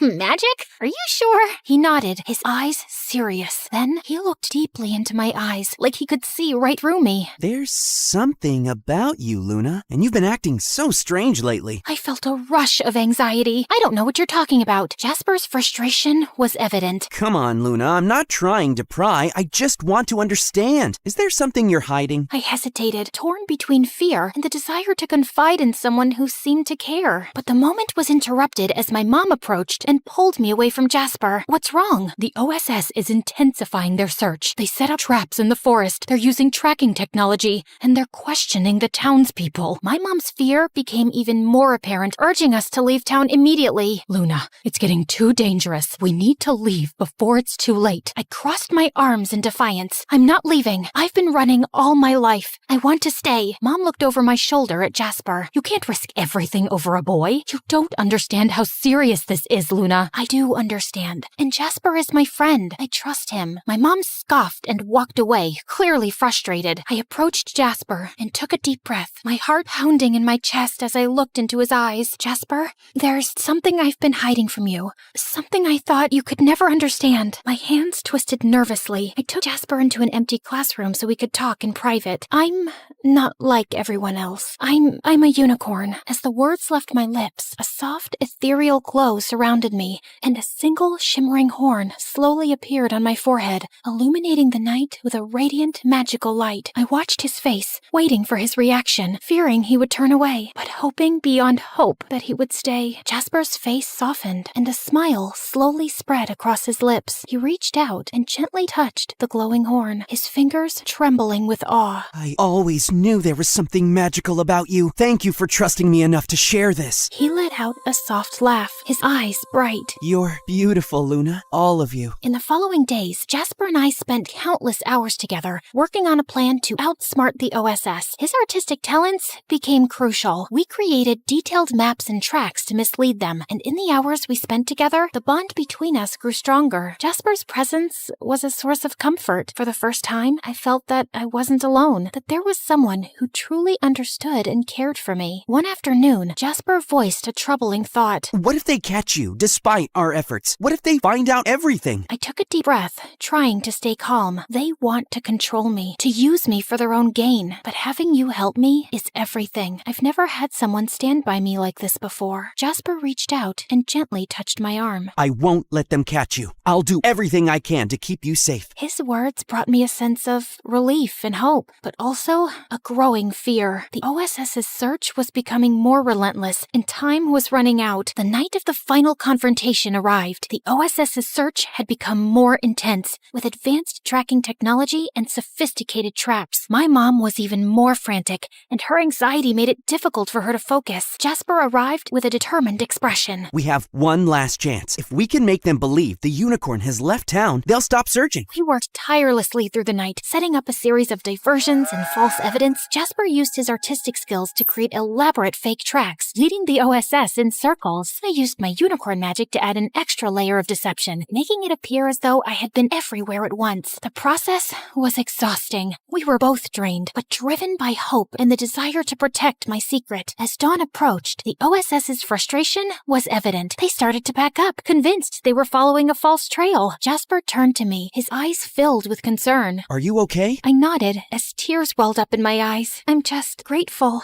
Thank you, Jasper, for everything. He smiled, though there was a hint of sadness in his eyes. I'd do it again, in a heartbeat. You deserve to be free. As the OSS retreated, I felt a sense of peace I hadn't known in a long time. The weight of my secret was lighter, and I was comforted by the knowledge that I wasn't alone. Jasper had been a beacon of hope in my darkest moments. With the OSS gone, my mom's fear slowly subsided, though the threat of their return lingered in the air. As the weeks passed, the town returned to a semblance of normalcy. I continued my life as Luna during the day, but the nights were still mine. Jasper and I maintained our secret meetings, and our friendship grew deeper with each passing day. He became a confidant, someone who understood both my human and unicorn sides. Then, one evening, as we walked through the forest together, Jasper turned to me. Luna, what do you want for the future? I thought for a moment, the weight of my dual existence heavy on my shoulders. I want to find a place where I can be both Luna and the unicorn, a place where I don't have to hide. Jasper smiled, his eyes shining with determination. We'll find it together. We continued our walk in companionable silence as the moon cast a gentle glow on the path ahead. There was still uncertainty, but there was also hope. Jasper's presence was a reminder that I wasn't alone, that there was someone who cared about me and believed in my future. In the days that followed, Jasper and I continued to navigate the challenges of keeping my secret while building a life in a small town. We shared our dreams, fears, and hopes, and our friendship deepened. Jasper's sketches were a chronicle of our journey, capturing the magic and struggles of our shared experiences. One night, as we sat together by a small stream in the forest, Jasper asked, Luna, what's the most important thing you've learned through all of this? I reflected on the journey, the challenges, and the moments of connection. I've learned that even in the darkest times, there's always a light. It might come from unexpected places, like a friend who believes in you, and sometimes the magic we seek is within ourselves. Jasper nodded, his gaze thoughtful. I think you're right, and I believe that with your strength and our friendship, we can face whatever comes our way. We sat together in the moonlight, the stream's gentle murmur, a soothing backdrop to our conversation. The future remained uncertain, but with Jasper by my side, I was ready to face whatever challenges lay ahead.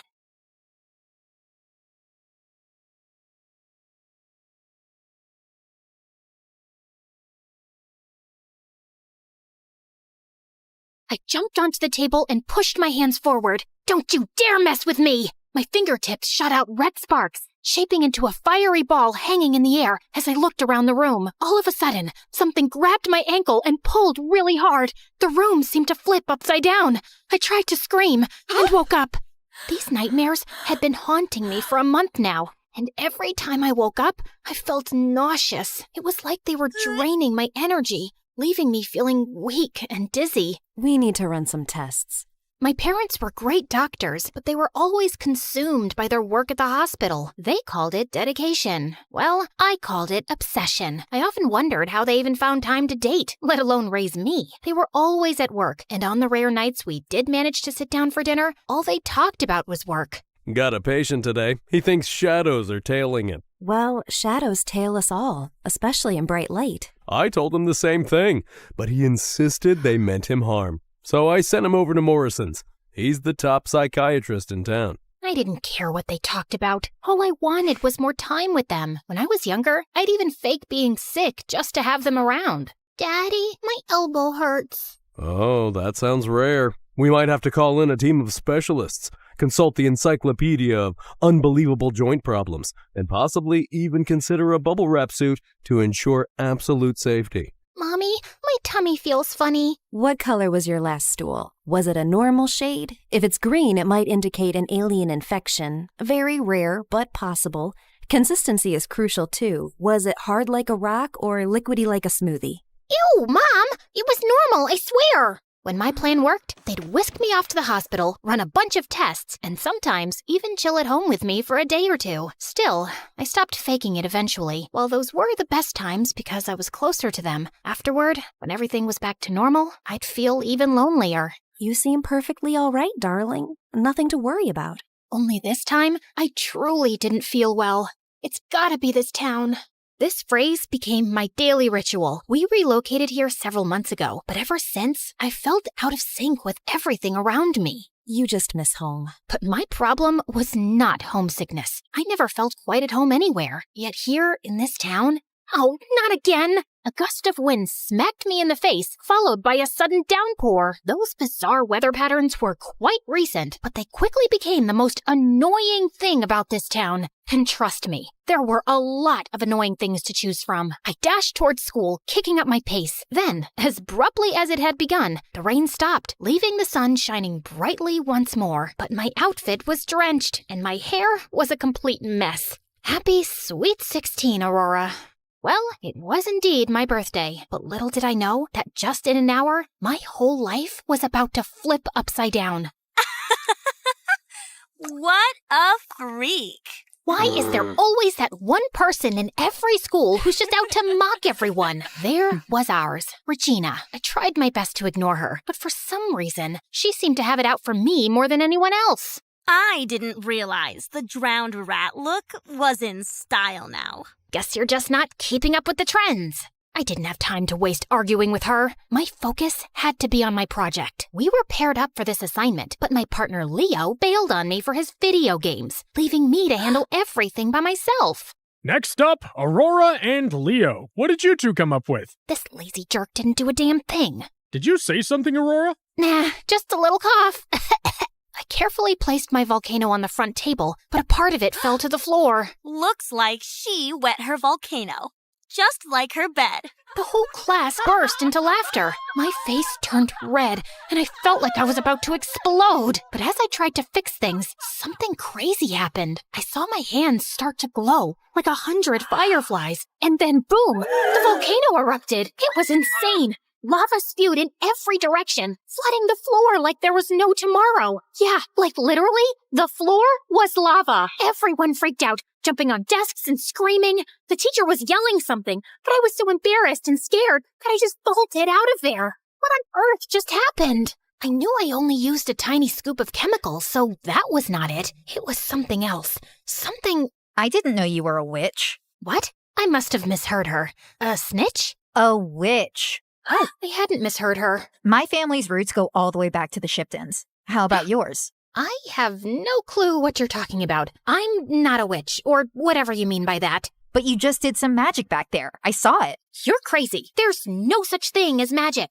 I walked out of the restroom, totally confused over that weird conversation. I've never really chatted with Sarah before, but it was clear that everyone seemed a bit nervous around her, trying to keep their distance. And she definitely seemed to revel in that. Magic. It's called chemistry. But man, I was so annoyed. Somehow, I was pretty sure now that it was just Regina messing with me again. I'll make her pay for... Whoa! I jumped back, totally freaked out. My anger instantly faded, replaced by that sick feeling in my stomach. My heart raced, and I felt like I couldn't breathe. I definitely need some air, like a lot. I dashed from school, trying to keep my balance. My ears felt like they were plugged, muffling the sounds around me. Then, I spotted a cafe nearby. Maybe some coffee and sugar will help.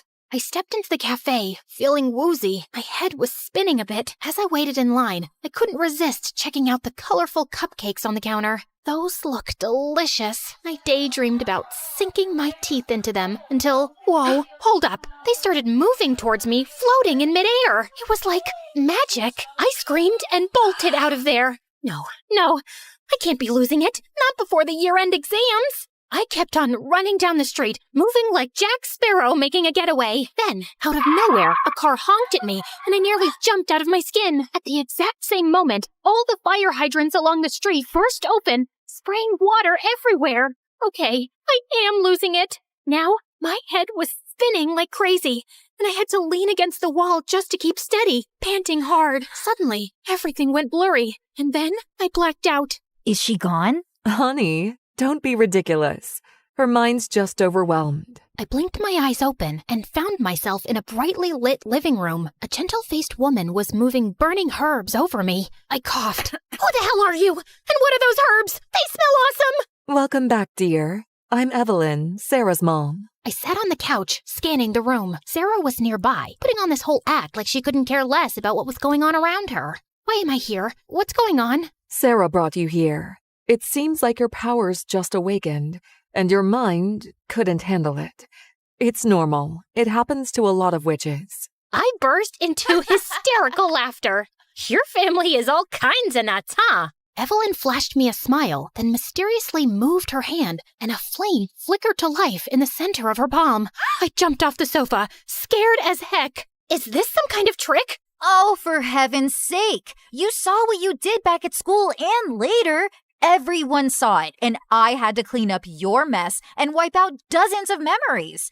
Do you even know how difficult the memory spell is? It's freaking exhausting. So stop denying the truth because I'm seriously pissed off right now. You're a witch. I think I need a second opinion. My whole life, I grew up in a family that believed only in science. Right now, every fiber of my being should have been shouting, fake, fraud, insane. Still, deep down, I knew it was real. Does your mom have any powers? She's the most ordinary person you could imagine. That's strange. Usually, powers manifest through women's DNA and awaken at a very young age. Well, they're certainly late by exactly 16 years then. Wait, you're turning 16 today? Yeah, talk about a birthday surprise, huh? Curious. Very curious. As Evelyn drifted into her thoughts, I concentrated on my hands. I moved them around, feeling awkward, but despite a slight itch in my palms, there was no hint of a flame. You're not going anywhere until you truly believe. In what? In magic and yourself. Yes, belief and focus are the first steps to unlocking your power. But let's save that for another time.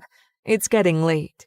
Sarah, could you take our new witch to her home? She's perfectly capable of doing it herself. Just make sure she doesn't accidentally blow anything up along the way, okay? Ugh, fine, let's go. The night rolled in as we walked through the park in complete silence. I'm sorry if I caused you any trouble today. I didn't mean to, and thanks for helping me out. Just learn to handle your magic, okay? Or it could cause a ton of problems if people catch on. Normies aren't supposed to know magic's real. Like in Harry Potter. Got it. Happy birthday, by the way.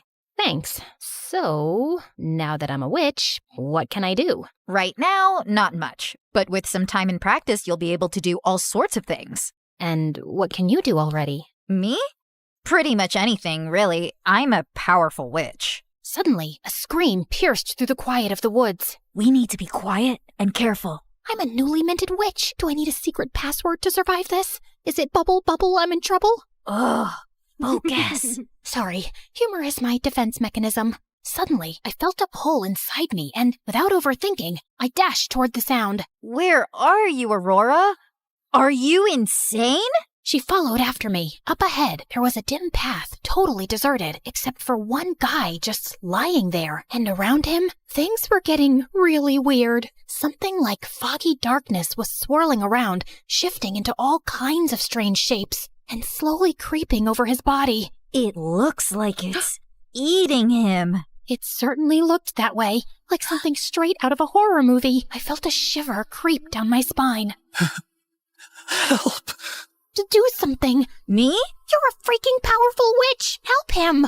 She muttered something under her breath and began unleashing bursts of light towards the strange shadow. At first, it seemed like her efforts were in vain, but then the creature stumbled and vanished into the shadows between the trees. That's it?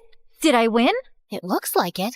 Ah! Darkness surrounded us from every direction. It seemed like this thick, smoky wall closing in on us bit by bit. Sarah kept shooting bursts of light, but they ended one after the other. We stuck close together, desperate to avoid touching the shadows. But within its suffocating hold, we couldn't see anything else. No trees, no sky, just pitch black darkness all around us. We're toast. She was right. It felt like our final moments on Earth. I closed my eyes, preparing for the worst, and then felt something warm stirring inside me. I didn't know what it was, but I believed it and focused on that feeling. My body began to tremble. In the next moment, the brightest energy burst out from within me, flooding the area with light as if it were midday. How? How did you do that? Sarah seemed shocked, scared, and frankly, a little jealous. I glanced down at my body, confused. No idea. But what was that thing? No idea. I've never seen anything like it before. We heard some murmurs coming from the guy we saved from the darkness. As we got closer, I recognized him. He was from another class. We'd crossed paths a few times before. Are you an angel? Should we wipe his memory? I'll take him to my mom. You go home. I can help. No. You've done enough. Her tone was icy for some reason, and I could sense the jealousy in her gaze. With a quick move, Sarah effortlessly lifted the boy as if he weighed nothing, definitely using some magic tricks. Without a glance my way, she walked off in the opposite direction. My head was spinning as I walked home. After everything that had gone down today, I couldn't shake the feeling that maybe I was just dreaming it all up. Suddenly, I felt uneasy. It was like someone was watching me from the shadows. I looked around, but there was nothing there. Must be my nerves from today's craziness. I picked up my pace, and then I heard noises behind me. Before I knew it, a shadowy figure emerged from the trees and started heading straight for me. My heart raced like crazy, and all I could think was, I gotta run, now! And so, I ran. I leaped over fallen logs, ducked under branches, and bulldozed through bushes, not stopping for anything. Then bam! I didn't see this stupid hole in the ground and tripped, eating dirt like a champ. As I lay there, trying to catch my breath, I heard footsteps closing in, each one sounding louder and heavier than the last. I was trapped. What magical creature would I encounter now? A wizard? A warlock? A knight? A demon? Or something even worse? What the heck? I flipped over. It was just my classmate Leo, peering down at me with a mix of confusion and worry. Oh, it's just you. Who did you think I was? Why were you running? Why were you chasing? He reached out a hand to help me up. I just wanted to chat. Chat? You always just sneak up on people in the middle of the forest like some horror movie villain just to chat? He smiled and ran a hand through his hair, a move that had all the girls swooning, except me. No one ever mentioned I had a villain vibe. Oh, don't worry. Aging can be tough on some. We locked eyes, the air thick with unspoken words. All right, spill. What's this chat really about? Well, for starters, I know about your powers, and... Powers? You've been reading too many comic books, Leo. Quit messing around. I've seen what you did at school. I usually stay out of witches' business, but... Witches, Leo? That hair gel's really seeping into your brain. What's next? You're gonna tell me you're Harry Potter? Nope, just a pro demon hunter, and I've been assigned to monitor an amateur witch who can't control her powers. You. Assigned? Yeah, I'm not thrilled about babysitting you either, but it's what I'm stuck with. So from now on, keep me updated on your witchy activities and whereabouts so I can keep you safe. Whoa, hold up. Safe from what? Looks like from yourself. I can take care of myself just fine. I don't need your help. It's not up to you to decide. And who gets to decide? You? Not me, but the ones I answer to. And who might that be? That's none of your business. And my life is none of yours. Now it is. So, you want to know my every move? Well, I'm going home now. Feeling a surge of anger and exhaustion, I turned away, yearning for the simple ability to teleport straight home. I gotta ask Sarah if that's possible. When I finally made it home, I felt like a deflated balloon. But what really knocked the wind out of me was walking into an empty house. With their new jobs, my parents worked twice as much as before. Soon, I'll probably forget what they even look like. I hoped they'd at least be here for my birthday, but the fridge was empty, with no cake in sight. I made myself a really sad sandwich, stuck a candle in it, and made my usual wish. I wish to have people who truly understood me and who were always there for me. Is that really too much to ask? When I returned to school the next day, everything appeared to be back to normal. It seemed like nobody remembered my volcanic disaster. Maybe Sarah is actually a good witch. I saw her at the end of the hall, and I waved, but she pretended like she didn't see me. Why is she acting like that? Hey, Aurora, have you seen Rose today? No. Why? She was supposed to meet me last night, but never showed up, and I haven't been able to reach her since. I'm sure she'll turn up. Rose was always the quiet one, easily overlooked. It seemed like no one else really cared about her whereabouts, except for her only friend. But I had my own worries for the day. My mind was elsewhere, lost in fog, making it almost impossible to focus on anything happening in class. I still couldn't wrap my head around what happened to me yesterday. Out of nowhere, my whole life got flipped upside down, and there was no one to help me make any sense of it. Why me? Why now? And what am I even capable of? I fixed my gaze on the pen resting on my desk, and I tried to move it, without touching it, of course. At first, nothing. I put more strength into it. Then, the pen started to tremble. I concentrated harder, and whoa! It suddenly leaped into the air, flew halfway across the classroom, and hit Leo right on the head. He looked back, surprised. After our odd chat last night, I wasn't in the mood to apologize. What a demonstration of Newton's laws, Aurora. Remember, folks, physics can be a real head-turner. The class giggled. At that moment, the bell rang and the class was dismissed. See you next week, kids. Just after the teacher left, Regina couldn't resist throwing her 2 cents in. She turned around and looked at me. Yeah, Aurora. Nice demonstration of how desperate you are to get Leo's attention. I was not... Don't get me wrong. I admire your confidence, especially when he's so obviously out of your league. Everyone laughed at me. I wanted to jump on her and ruin her perfect makeup, but I restrained myself. I looked down, but surprisingly, someone jumped to my defense. Shut up, Regina. You want to talk desperation? How about you keep throwing yourself at Leo and he keeps swerving? Look at that. Of course. Freaks have each other's back. Who are you calling freak? You. You're just as weird as your mother. Suddenly, Sarah lunged at Regina, grabbing her hair from behind. The classroom erupted in cheers.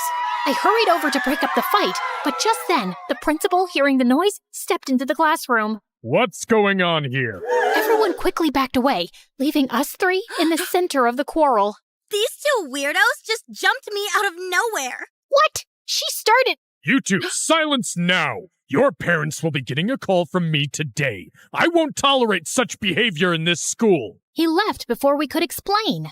That's so unfair. Regina walked away triumphantly towards the cafeteria. Enraged, I went after her. Sarah rushed behind me. Aurora, stop. In the cafeteria, I focused on a soccer ball in a boy's hands nearby and sent it flying straight towards Regina's head. Don't! Sarah redirected the ball, causing it to hit the opposite wall. I looked at her, taken aback. You can't use magic at school. You'll be seen. But it was you who started the fight. She deserves it. She absolutely does. But using magic recklessly can have consequences, especially when you can't control your powers yet. It's gonna be fine. Don't brush me off. First, you need to learn. Stop it, Aurora. Regina tried to sit down at the table, but I made her chair disappear, causing her to fall to the floor. The entire cafeteria burst into hysterical laughter. See? Everything's fine. Where did you send the chair? I just made it vanish. Magic doesn't work like that. If an object disappears, it has to go somewhere else. She shut her eyes and focused. I can't find its trace. Meanwhile, Regina, red with embarrassment, tried to sit down once more. But yep, I made another chair disappear. Sorry, not sorry. Regina landed hard on the floor and immediately sprang to her feet. What's going on? She looked around, her expression filled with fury and confusion. Her girlfriends shook their head in disbelief, clearly unable to explain anything. I think I'm getting the hang of it. You should stop now. But I didn't want to stop. After years of torment, it was finally payback time. I kept pranking Regina, changing her glass into a potato, putting worms in her food, tying her shoelaces together, and more. I couldn't stop. Some pranks were screaming magic, so Sarah had to undo them fast before anyone would notice. I will not risk using memory charm to save your butt anymore. You can't imagine how hard. She fell silent as Simon approached, looking much better than yesterday after we saved him. His gaze had an affection that caught me off guard. Do I have a fly in my hair? I had the strangest dream about you last night. You were like an angel saving me from some dark monster. I choked, exchanging a questioning look with Sarah before turning back to Simon. Glad I could help. But do you usually share your wild dreams with people? No.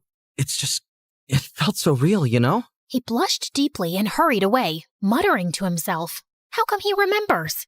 Wiping his memory was way too risky. With all he went through, it could have messed him up bad.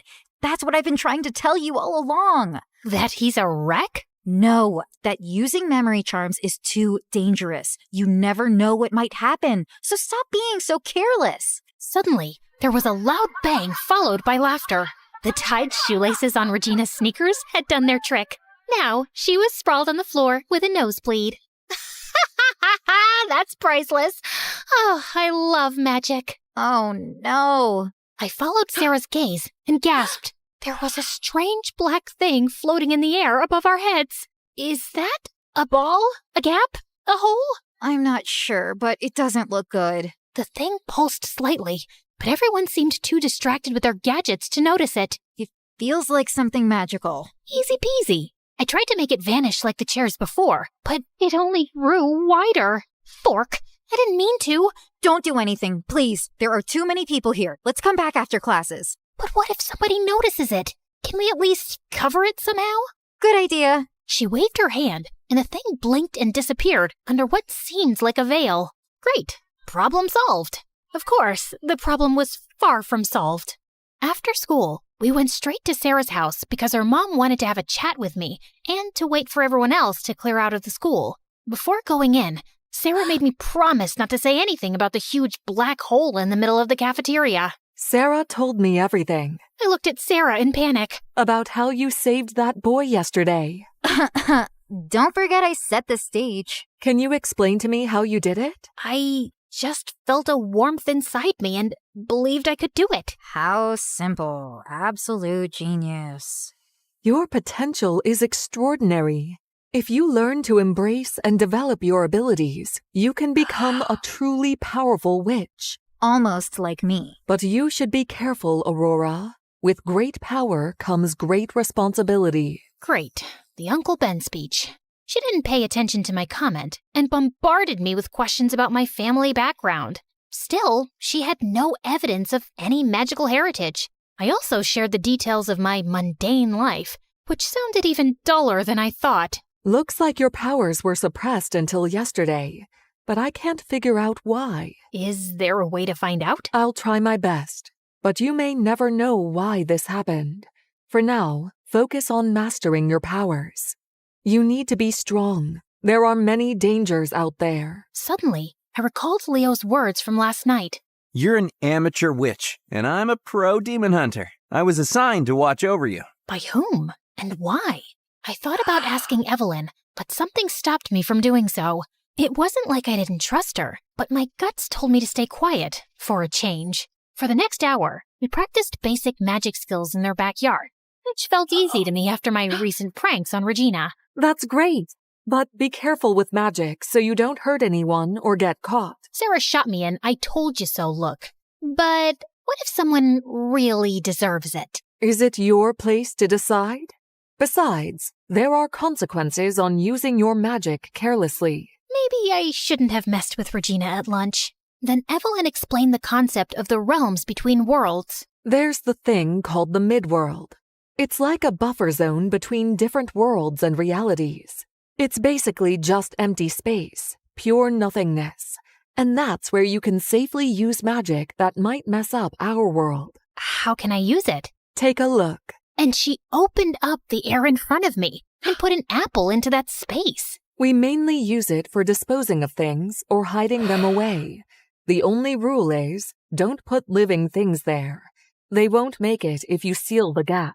No hiding puppies in there. Gotcha. You don't need to physically open the door. Just thinking about it is enough. And what happens if I just make stuff disappear without sending it to the midworld? You don't. It could cause chaos in our reality. I gulped. My mind flooded with image of that strange black object hovering in the cafeteria. Oopsie.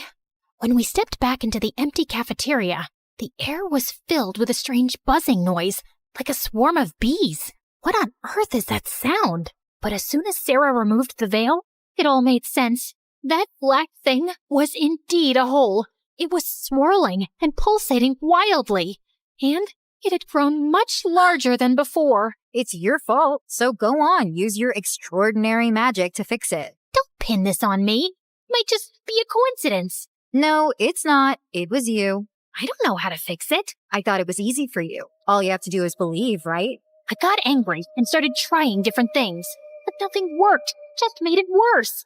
The hole kept growing fast, the buzzing getting louder and louder, almost unbearable. Oh yeah, truly extraordinary powers you've got there. Sarah?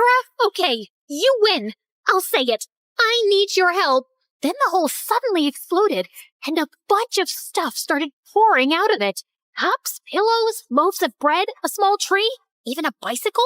Look, there are those chairs you made disappear earlier. Shoot. So it was me. Sarah was right all along. This chaos was caused by my careless use of magic. I sprinted around, grabbing stuff and throwing it back into the crazy hole in the air, but it felt like I was stuck in a never-ending loop with more and more junk raining down at me, no matter what I did. All right, make some space for the real witch. Can I help? Stick with me. She guided me through the process, shouting out instructions along the way. Concentrate, spin, squash, push. Together, we worked our magic, sweating buckets as we gradually sealed the hole shut. Whoa, that was intense. But it didn't stop there. The area around us was filled with a jumble of objects. Remember your training and help me move everything to the midworld. For the next half hour, we busted our butts, getting rid of all the junk in the cafeteria. It was exhausting, but I was loving every minute of it. Feeling the magic coursing through my veins was incredible. I was a witch, I was special, and my life finally had meaning. Nothing could go wrong. Aurora, we've got a situation. I spun around, and my heart skipped a beat. There stood Regina at the cafeteria entrance, staring at us with her jaw practically hitting the floor. Uh-oh.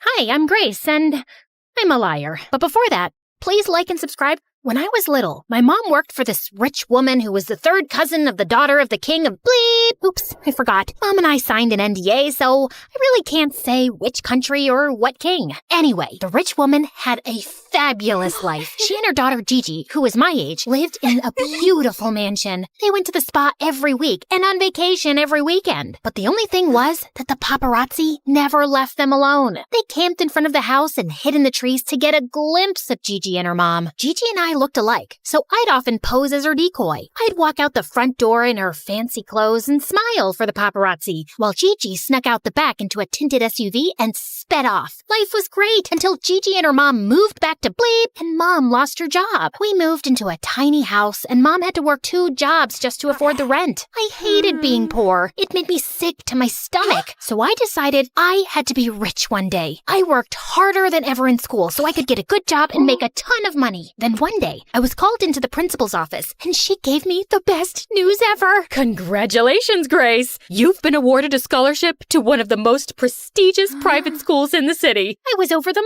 moon, but there was one big problem. My new school was filled with rich kids. There was no way I was going to fit in. That night, I had nightmares about them laughing at me and chasing me through the halls. The next morning, I woke up and prayed that I could win $1 million. And then the craziest thing happened. I talked with your Aunt Maddie. She lives near your new school. You'll be staying with her so I can save some money. I jumped for joy.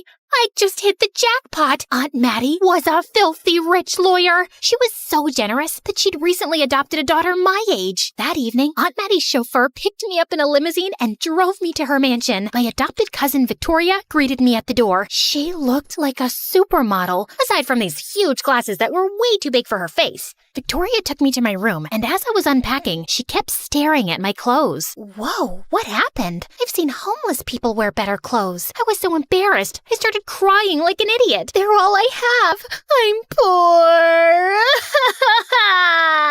Oh, don't worry about it, Grace. I've got your back. You can borrow some of my clothes. I've got plenty. Victoria led me to her room, where she opened a walk-in closet twice the size of my mom's house, filled with dozens of Gucci and Versace dresses, shoes, and handbags. I was in heaven. When we got to school, I strutted like a superstar down the hallway, and all the kids couldn't stop staring at me. In class, the teacher asked us all to introduce ourselves and share something interesting about our families. All the other kids came from wealthy families that owned huge business empires. Some even had parents who were famous celebrities. When the teacher asked me to introduce myself, I walked to the front of the class. I felt really nervous. I couldn't tell them about my poor single mom who worked as a janitor at a beauty salon and waited tables at a 2-star restaurant. Then suddenly, something strange came over me, and the most unexpected words just fell out of my mouth. Hi, everyone. I'm Grace, and I'm an heiress to the throne of Bleep. Due to the privacy of the royal family, we cannot... Jeez. Can we skip the legal mumbo-jumbo and get back to the story? Now, where was I? Oh yeah, everyone in class stared at me like I was a unicorn. I took out my phone and flashed one of my photos from a magazine, and the kids went wild. Victoria appeared out of nowhere and pulled me to the side. Have you lost your mind? You just told everyone a big fat lie. My mind is right where it's supposed to be, if you must know. Plus, it's not really a lie. You were Gigi's stand-in. My mom told me all about it. You're stealing her identity. I'm just borrowing it. She won't even notice. Victoria walked away. Then a bunch of popular kids ran over to me. My plan was working like a charm. Are you really in line for the throne? Yep. It's a very real possibility. Everyone in line before me is old and sick. I thought you moved back to Europe. That's fake news. But aren't you living with Victoria?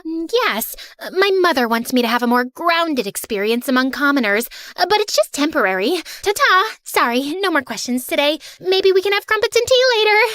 Then Damien, the most beautiful boy I'd ever seen, patted me on my shoulder and my heart skipped a beat. His sparkly brown eyes and warm smile made my heart flutter. Your Highness, would you do me the honor of coming to my party tonight? He took my hand and kissed it. Yes, please. That night, I raided Victoria's closet and found the perfect dress. I pranced around in the mirror, flashed my prettiest smile, and practiced kissing my hand. What's up with you? I told Victoria all about how Damien invited me to his party, and she looked pissed. Don't you mention that jerk to me. He's not a jerk. He's really cool, and he looks like an angel. Listen, you'll live to regret it if you choose to hang out with that idiot. Are you sure we're talking about the same guy? Damien's at the top of our class. He smells like fresh strawberries. He's super cute and the captain of the football team. He's perfect. Never mind. I'm out of here. Victoria stormed off in a huff, but I didn't have time to figure out what put a bee in her bonnet. I had to get to Damien's party. Of course, Damien's party was awesome. We danced together for hours, and at the end of the night, he gave me the most romantic kiss. You're amazing, Grace. I know. People tell me that all the time. I've never met a girl like you before. Which made sense, because everything I told him was a lie. I must admit, I felt a little guilty for lying, but I wasn't hurting anyone. After that, Damien and I started dating, and we became the hottest couple in school. My popularity was through the roof. Even Victoria stopped shaking her head at me every time we passed each other in the hallway. Life was great until things took a horrible turn. One day, one of the rich kids invited me to an exclusive restaurant. I was busy enjoying my caviar when I looked out the window and saw Victoria and Damien having a heated argument across the street. I was about to go out to snoop on them, but our waiter Brian, this geeky kid from my math class, stepped into my path. Excuse me, you forgot to pay for your food. He gave me a bill of over $200. I had less than $20 in my bank account. I was invited to this party. And we've been told everyone is paying their bill separately. A couple of popular kids started staring at us, so without thinking, I handed Brian my bank card. I'm sorry, but your card has been declined. That's impossible. I'm heir to $1 million fortune. We also accept cash. This is no way to treat royalty. I want to speak with your manager now. I dragged Brian to the side, but I was so afraid he was going to call the cops on me that I decided to tell him the truth. Listen, there's no way I can pay all that money. Maybe we can work something out. You rich kids always try to take advantage of people. Please pay so I can do my job. Aren't you from some royal family anyway? I'm seriously not a rich kid. That was all a big lie. I just wanted to fit in. Suddenly, tears started streaming down my face. Oh, geez, please don't cry. Listen, I know what it's like to want to fit in with the rich kids.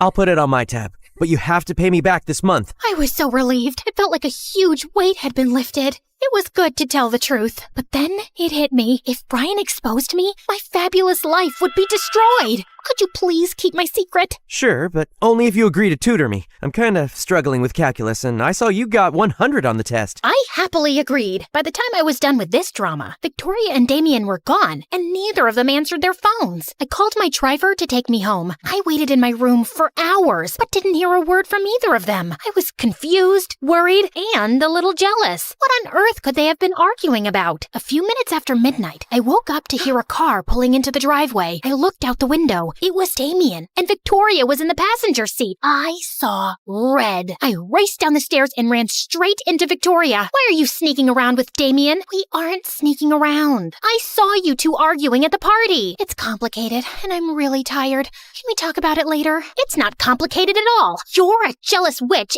and a boyfriend stealer. And don't try to deny it. You hate that I'm more popular than you and that Damien's in love with me. Victoria marched to her room and slammed her door in my face. Something fishy was going on between those two, and I was gonna find out what. The next day, I asked Damien about Victoria. Don't worry about it, babe. She's my partner for a school project. We were only talking about that. You know I only have eyes for you. After that, Damien got really busy with football practice, so I focused on school and tutoring Brian. To my surprise, I enjoyed hanging out with Brian. He was smart and funny, and we were both huge fans of classical music. One night, he played one of Mozart's concertos on the piano for me. That was beautiful. I didn't know you were so talented. I'm kind of a music prodigy. That's how I got a scholarship to our school. A couple of weeks later, Brian aced his calculus test and invited me to his piano recital. I'll be playing that piece you like, and a new song I wrote for you. You wrote a song for me? Brian blushed, and so did I. It's a thank you for all you've done for me.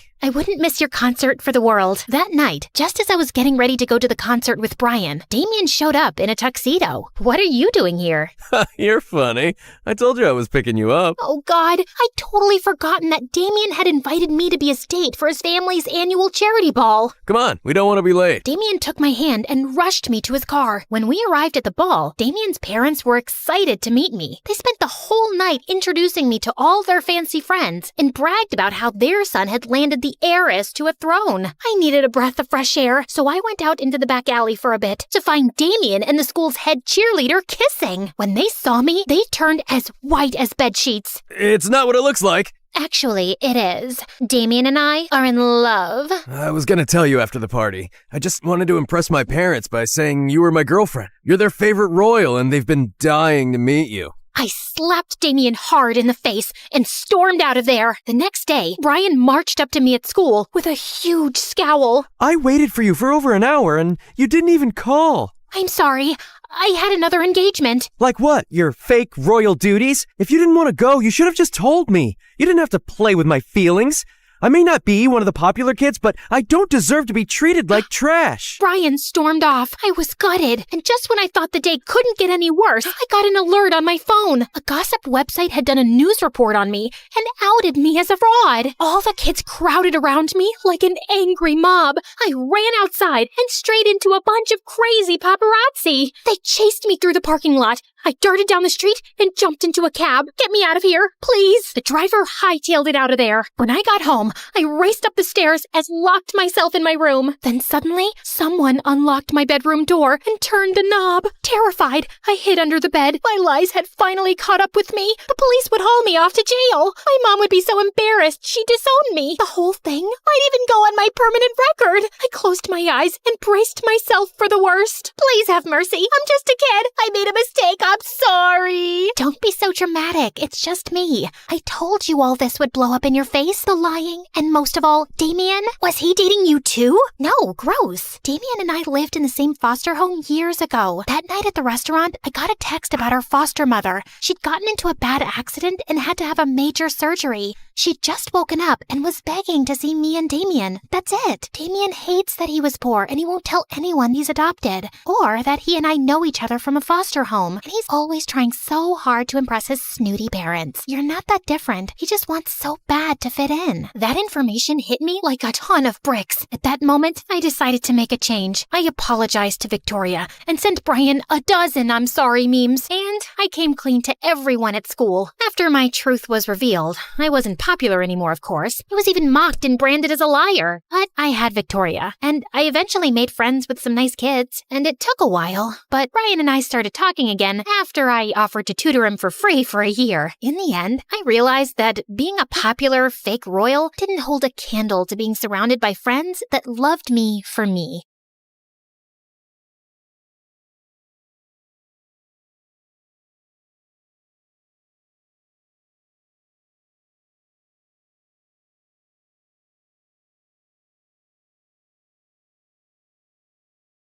As always, I'm the last one in the library. This is my favorite spot. 7th floor, tucked away in a corner behind a mountain of medical textbooks. It's my own little oasis. The doctor-patient relationship is very important in this example. No, that's not right. The doctor-patient relationship is essential in this example. If I can finish this assignment in the next hour, I'll still have time to review for my pharma test before they kick me out of here. That happens most nights. I try to focus in on the task at hand, but a buzzing sound breaks through from outside. I look up, and there it is, high above the empty parking lot, a black drone, hovering with an insistent hum. And it's watching me, or at least it feels that way, like it's waiting for me to do something. Really? The drone moves closer, right to the other side of the window. I knock on the glass. Get a life, man! Go find someone else to annoy! I stare down at the drone, hoping it'll lose interest and fly off, but it doesn't budge. Instead, the camera lens zooms in on me, inching closer, as if it's trying to peel away my privacy layer by layer. A chill runs down my spine. This feels too deliberate, too invasive, like someone is testing me, seeing how long I'll sit here without snapping. I swallow hard and reach for my harmonica bottle, needing something, anything to distract me. It's a gift from Mom, something she picked up on Amazon. I take a sip, gripping the cap a little tighter than necessary, and then, completely by accident, I blow into it. A soft, trembling note escapes from the cap. I freeze. Wait. What? I stare at the bottle, then blow again. Another note, a little clearer this time. It plays music? I let out a shaky laugh, part disbelief, part nervous energy. Of course Mom would get me something bizarre without realizing it had a secret feature.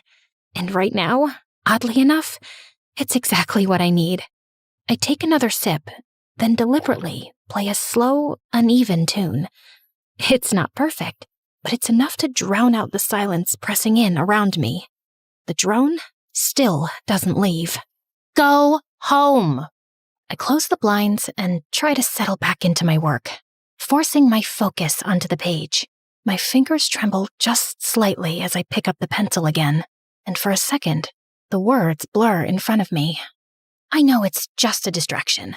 Some bored jerk with a drone, probably just trying to get a reaction. But no matter how many times I tell myself that, the feeling of being watched lingers, a subtle itch under my skin that I can't scratch. A few hours later, I make my way out of the library. It's nearly midnight as I cross the parking lot to my car. The fluorescent lights overhead buzz faintly, casting everything in a sickly yellow glow. I flip open my textbook again and scan the words, even though I know they're too bloodshot to absorb much. Initial trials demonstrated significant SCAT correlation. Patients' concussion severity was statistically reliable across all trials. Just as I reach for my keys, I hear it again, that buzzing, high above. I look up, and there it is, the same drone from before, hovering like it's been waiting for me all this time. Okay, this isn't funny. The only response I get is the hum of the drone, eerie and absolute. Every hair on the back of my neck prickles. The parking lot feels suddenly too big, too open, and I'm completely alone. I'm serious. This is harassment. My voice trembles, but I steady myself, clutching my textbook tightly in case I need to swat it out of the air.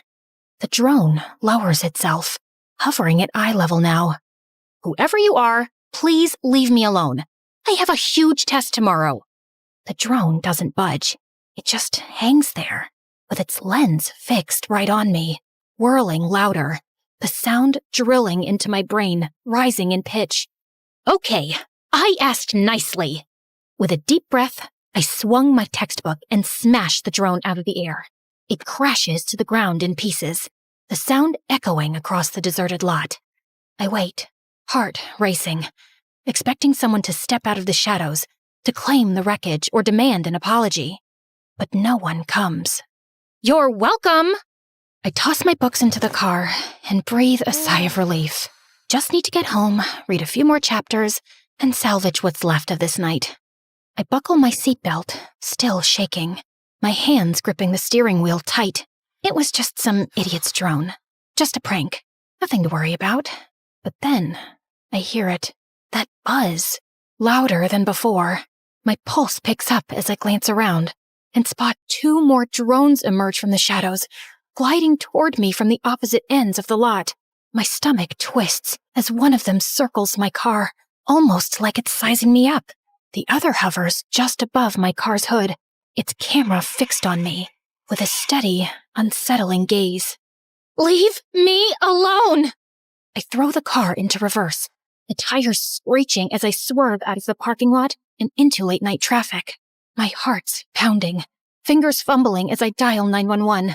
I glance back, and of course, the drones are right on my tail, relentless. 911, what's your emergency? Hi, I'm being followed. Okay, ma'am. What's the address? I'm on Grove Street. I swerve to avoid a slow-moving car. Are you in a car, ma'am? Yes. Another glance in the rear view, and I almost lose it. There's a third drone now, catching up with the others. Now there's 3 of them! What? Can you please describe your vehicle, ma'am?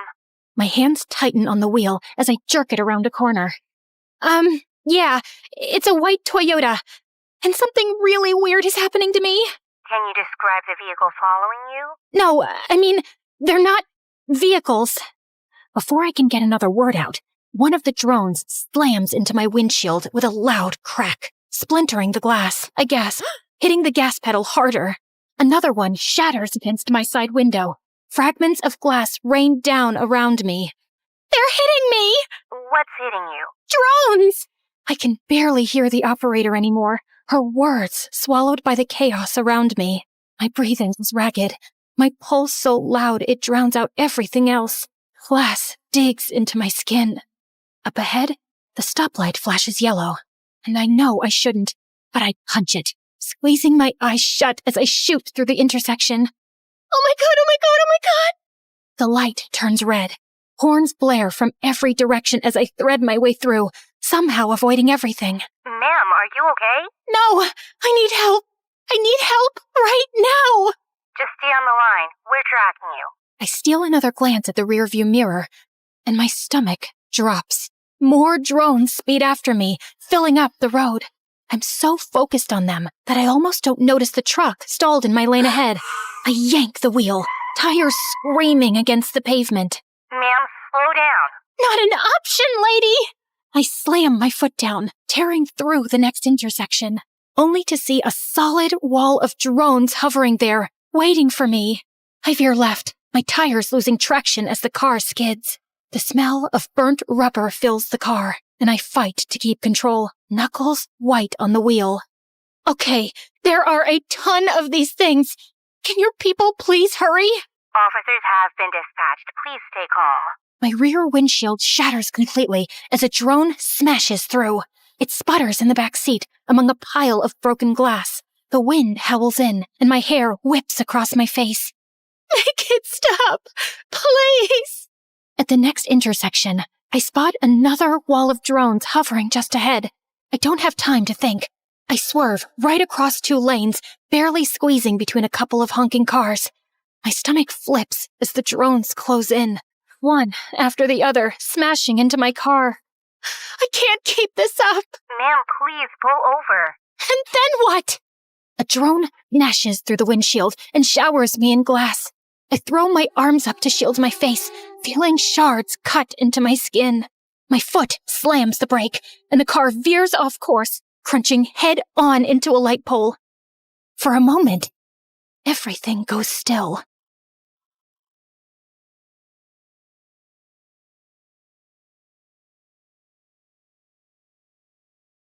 Ma'am? Ma'am, are you there? Rescue is on the way. Stay with me. I cough, tasting blood, or maybe just fear. My hands shake as I shove the car door open and stumble out into the street. My books spill out beside me, scattering across the pavement like the thoughts tumbling out of my head. Every muscle aches. I can barely breathe. But that buzzing sound, it's still there. I look up. The sky is filled with them. Drones. Hundreds of them. No, thousands. They fill the air like a swarm of angry bees, red lights blinking, cameras fixed on me. I can't move. Ray Austin. Who are you? You could have killed me with those things. Do you know where you are? Los Angeles, okay? What does that matter? The drones shift, giving me a clear view of the intersection. My heart drops. No, I know this place. I know it too well. The blinking crosswalk light, the cracked curb, the old billboard half burnt out. This is where it happened. 2 years ago. What did you do? Nothing. I didn't do anything. Don't lie. The pressure builds in my chest. My knees buckle. I feel like I'm drowning in my own heartbeat. Who did you hurt? I shake my head. I try to hold it in, but it's over. I'm unraveling. I don't know his name. I was driving from the library.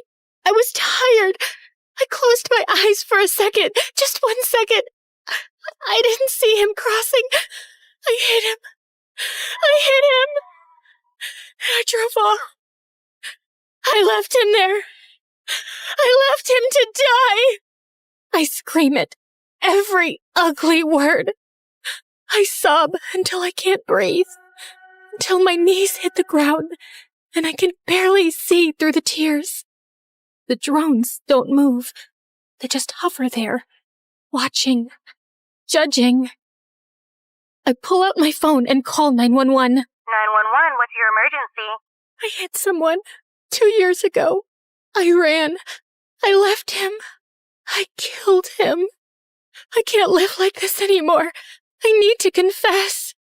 The sirens came fast. I sit on the curb, hugging my knees, watching the flashing lights reflect off the shards of my windshield. Ma'am, we got your call. Are you hurt? No, not really. Not physically. But get rid of the drones, please. What drones? I look up.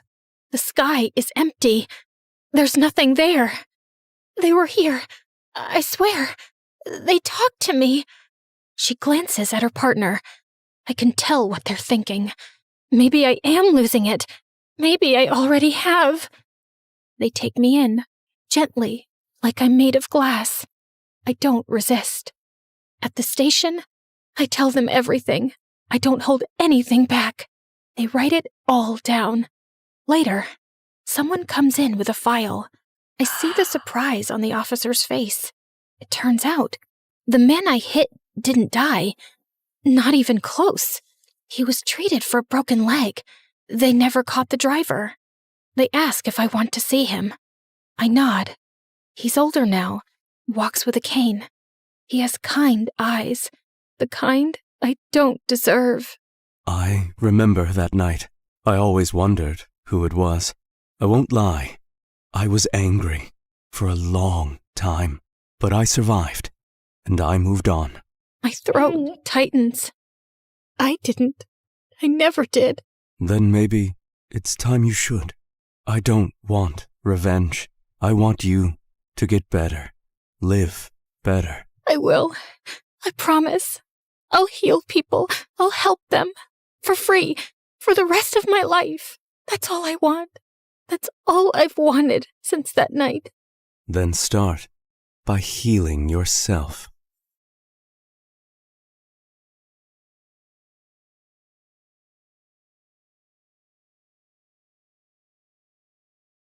When the music kicked off and everyone started dancing, I escaped to the garden for some fresh air. As I sat down by the fountain and sighed, a soft object hit me squarely in the face. Then someone in black jumped down from the tree above me. Brought your favorite cheeseburger. Meredith, what are you doing here? And why would you hit me with a burger? Wait, are you dressed up like Catwoman? Yeah, it's been my look for weeks now. 1, it shows off my fantastic figure, which is a service to humanity. 2, every vigilante hero needs a costume, and I've always found Catwoman classy. 3, Vigilante hero? You basically rob people. Yeah, like Robin Hood, stealing from the rich and giving to the poor. You steal for yourself. I am the poor. And what's all this you nonsense? Last time I checked, we were a team. But sis, what's taking so long with this mission? It's not that simple. It's pretty simple. You make this rich dude fall for you, get access to his vault, steal the painting, and we run off to Bora Bora. Are you having trouble making him fall for you? Maybe he hates your eyebrows. I don't know, but I feel like punching you in the face every time I see your eyebrows, which is basically every time I see your face. Shut up, Em. Everything's going fine. Okay, but hurry up. This catsuit is giving me a butt rash, even though I use baby powder under it. I want to put it away soon and retire on a beach in a bikini. Aren't you looking forward to it? Just take the stupid suit off. You're a con artist, not a cat burglar. And of course, I'm looking forward to it. You should go before you blow my cover. And thanks for the burger. It's not a gift. Duh. You're gonna pay me back. I've noted it in my diary. See ya. I couldn't help laughing as I saw her clumsily climb the wall, then fall over to the other side. But as I turned away, I felt troubled. The problem wasn't about making this rich guy I had to rob fall for me. He already had. The problem was, I'd fallen for him too. Let's start from the start, okay? Hi, I'm Claire, originally from Connecticut. And yes, you might have heard some fun words being used for me. Deceitful witch, manipulative liar, and con artist might come up, none of which is an exaggeration. But people change, okay? Before I tell you my crazy story, please like and subscribe. My mother was born into what she always called old money, which basically means her family had been rich for a long time and their wealth was passed down generations. Unfortunately, it skipped our generation. Apparently, my dad was extremely charming and swept Mom off her feet when she was just 20. She married him against her parents' wishes and they cut her off from their wealth. Then, 2 years later, Mom gave birth to twins, Dad met another woman, and he abandoned us. At least he left us the house in a nice neighborhood, but my grandparents refused to help Mom out and said she had to live with her decisions. Mom, how are you feeling now? Like my organs are shutting down one by one. So, same as this morning then? Here's some chicken soup. There's no chicken in it. Well, you asked for chicken soup when there was no chickens in the fridge, so I guess we all have to use our imaginations, don't we? Oh, the soup at my parents' house always had chunks of chicken and big fat prawns. What has life come to now? I was raised as a creature of luxury. I'm like that fairy tale princess who couldn't sleep because of a single pea under her mattress. So you say, but there's a bunch of sharp pebbles under your mattress and you sleep like a log and snore like a bear. What? How could you put pebbles? I do not snore. Leave me to decompose, please. Well, you have to return to your waitressing job, so get well soon, Mom. Shall not. I loved Mom, but she was basically a spoiled, selfish child who just couldn't adapt to her change in fortunes and start acting like a freaking parent. My sister Meredith and I were twins, but we looked nothing alike. With her soft blonde hair and big baby blues, she looked like the kind of sweet soul who saved kittens from trees, helped old people across the road, and sang to birds. She didn't look like she had an ounce of evil in her, which wasn't true, like at all. But we'll come back to that later. From an early age, it was clear to me and Meredith that we had to be resourceful for money. I started doing odd jobs for our rich neighbors in the 8th grade, like raking their gardens, walking their dogs, and babysitting their kids. But Meredith was always finding more creative ways, like taking stupid boys in her class on paid exclusive tours to an alien site she'd discovered in the nearby forest. I'd seen her digging up the crater where the spaceship had landed, or selling youth water to high school girls, claiming she'd traveled far to the Fountain of Youth over summer break and had a limited supply. They actually thought she was telling the truth because it tasted different. Yeah, that's because she was filling up bottles from the neighbor's gross jacuzzi. People eventually caught on and stopped buying from her, and that's when she started stealing from me. But whenever I'd confront her, she'd throw a tantrum and deny it like I'd accused her of killing someone. So the next time, I hid money in my diary and made my latest entry. Dear Diary, guess what? What? When Mom took Meredith to the hospital for her sore throat the other day, the doctors made a shocking discovery. Meredith has a rare, incurable disease. She only has a few more months with us. We've decided not to tell her so she isn't scared and lives the rest of her short life in peace. Yes, I'm sad, but not that much because my baby sister is going to a better place. Anne's leaving me all her stuff. I knew my trick had worked when Meredith came down one morning with swollen eyes. When Mom asked her what was wrong, she burst into tears about her incurable disease. Where would you get an idea like that? Yes, Meredith. Please, tell Mom where you got this idea from. You wrote it in your... Oh, wait, you chubby witch! You made me believe I was dying! Meredith lunged at me and we went rolling all over the kitchen floor. But she ended up getting grounded for a month for stealing and invading my privacy. I soon started missing her at dinner time, though. So late one night, I snuck into her room with ice cream to find her playing darts with my face as the target. I'm sorry you're stuck here, but you did steal from me. I know we don't have a lot right now, but we'll work hard and make money in the future. But the future is in the future. What do I do now when I need money for mascara and gummy bears? Maybe we can think of some business idea. Oh, I thought you'd never ask. She pulled out a box from under her bed full of t-shirts. So you know my friend George, the next-door gardener's nephew? Apparently he volunteers at a mental institution every weekend. The owners got t-shirts made from all the patients, but they refuse to wear them, blah, blah. So now the mental place has hundreds of these lying in storage. George said he can score them for me, and we could have our own t-shirt range with cute things written on them. Look, here's one I made for myself. I want to go to Bora Bora, but I'm Bora Bora. Please help me. Funny. I'm very serious, actually. I'm gonna live in Bora Bora one day. So, are we selling these t-shirts? I'm in. I also made one for you. That'll be $10, thanks. Money can't buy happiness, but poverty can't buy anything. Please help me. You should pay me for wearing this. Meredith didn't have the best reputation in our neighborhood or school to sell things, so we decided to hit the other end of town and set up a t-shirt stall outside a private school. With my salesmanship and Meredith's flirting, we managed to sell quite a few on the first day. We started setting up shop at different locations, and one day as we were heading home, Meredith suddenly said she had to pee really badly. So we walked up to the closest house to ask if they'd let us use the bathroom. We rang the bell, but no one seemed to be home. I was peeking in through the window when suddenly I turned around to see Meredith already crawling halfway through one. Are you crazy? That's breaking and entering! I'll kick in your face so hard that you'll need plastic surgery, which we don't have money for. If you don't want to be ugly for the rest of your life, let me pee. I let her go and was standing guard at the door when, to my horror, a car suddenly pulled into the driveway and a snooty woman stepped out.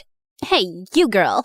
What are you doing lurking around my house? Were you thinking of breaking in? What? No, of course not. I'm a Girl Scout selling cookies. Yeah, I study in the, Aston Bridge School for Girls. Oh, I see. It's a lovely school.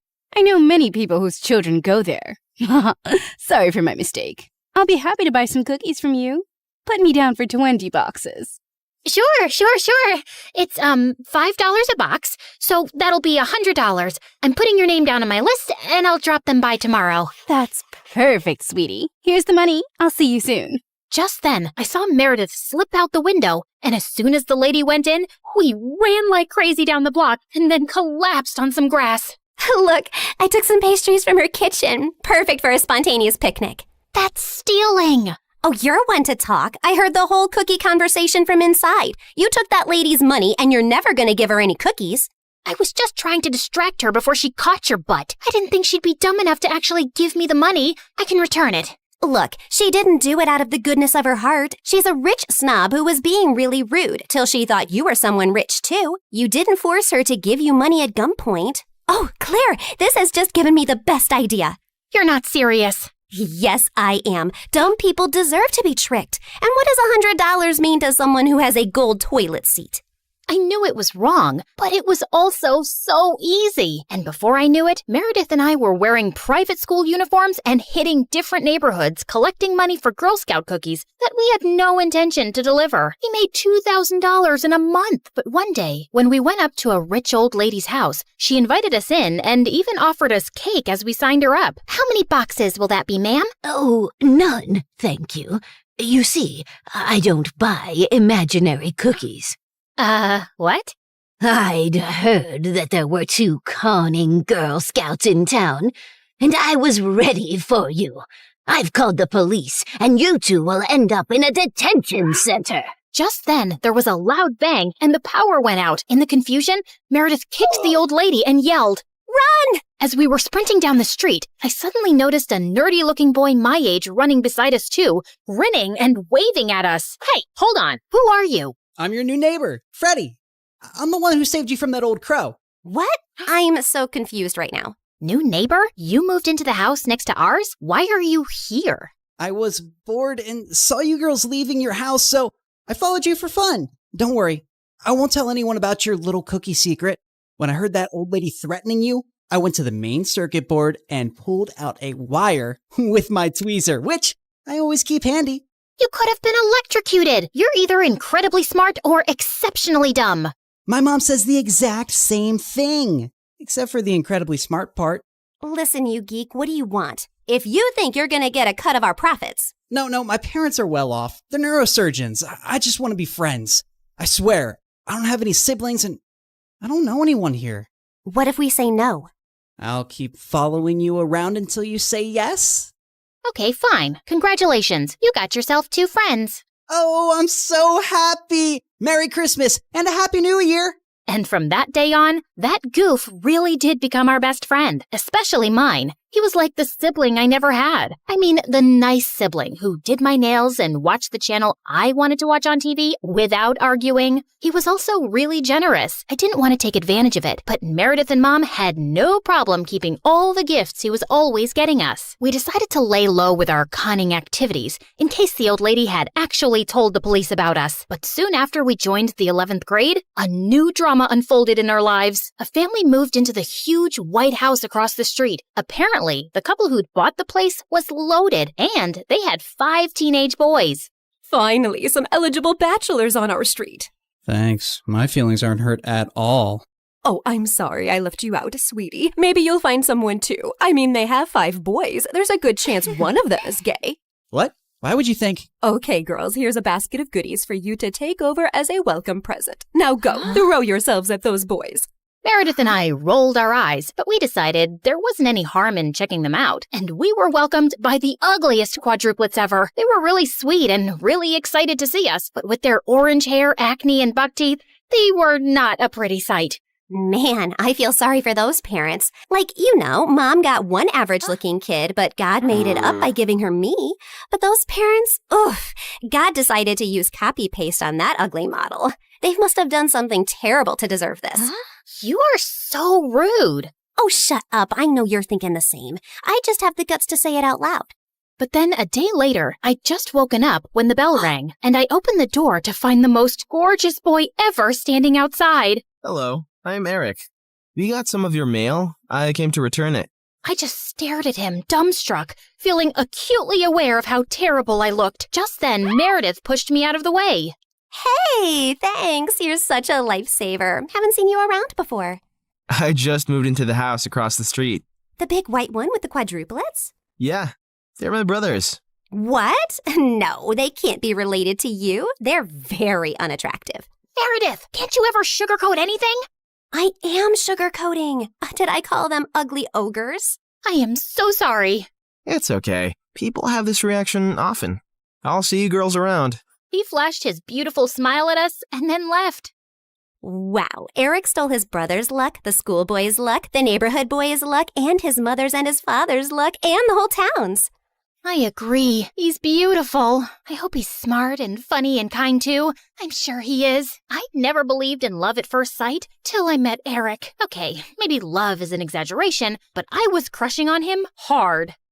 Freddie, how does this purple dress look on me? Claire, what the? You can't just come in without knocking. What if I wasn't wearing a towel? Well, you are. So unclench your butt. Now, what do you think about the dress? Hey, Freddie, I want your opinion on this red dress. Oh, hi, Claire. I didn't know you were here. Have some respect for my privacy. What are you talking about? Actually, I don't care. Now tell me, I look hot, right? Of course I look hot. I could wear a potato sack and I'd look hot. I can do hot in my sleep. What's the dress for? The party at Eric's place? What, did you think you're the only one who got invited? The red's a bit much for a casual housewarming party, no? Yeah, you're right. It's more of a second date dress. Thanks, I'll look for something else. And your dress looks lovely. I am not your sister, and you can't treat me like this. I am a man. Okay, thanks for the news flash. Come on, Claire, let's go before Freddie has a heart attack. The party was coming up soon, but I knew there would be many guests, and I wouldn't really get a chance to talk to Eric then. So I decided to drop by to borrow some sugar one evening. But my heart sank when I spotted Meredith and Eric in the kitchen, and they were kissing. I couldn't believe that witch. It was so obvious I was crushing on Eric, wasn't it? Can you give me some mashed potatoes, Claire? I lifted a spoonful and threw it straight at her face. Claire! What the heck? Oh, I'm sorry. You didn't want them on your face? You should have been clearer then. You got a problem with me? What a genius. Since you're so smart, I'm sure you already knew I liked Eric, but you went after him anyway. Yeah, I saw you two kissing. Oh my God, what? You like Eric? I had no idea. You should have been clearer too. Cut it out, okay? You knew. Did not. Okay, so now that you know, will you stop seeing him? No, duh. Are you really into him? Not really. I barely know him, but he's cute and rich and he likes me. You did see that he was kissing me back, right? I flung another dollop of mashed potato straight in her eye and stormed off. Fine, that jerk could have Eric. I wasn't even going to go to the party now. But on the night of the party, when I heard music floating from across the street, I couldn't help myself. Eric had just known Meredith for 2 days. This battle wasn't over yet. I knew I looked smoking hot as I marched up to Eric and Meredith in her stupid red dress. She looked furious to see me before she turned sickly sweet. Oh, hi. I thought you were unwell and not coming, honey. How are you doing now, honey? I'm good, honey. How are you, honey? I'm great, honey. Do you like my honey, honey? What honey? Honey? The honey, honey. I see no honey, honey. What's happening here? Don't worry about it. Let's go get some honey, honey. We don't have any honey, Meredith. Honey! You ruined it. You should have ended the sentence with honey.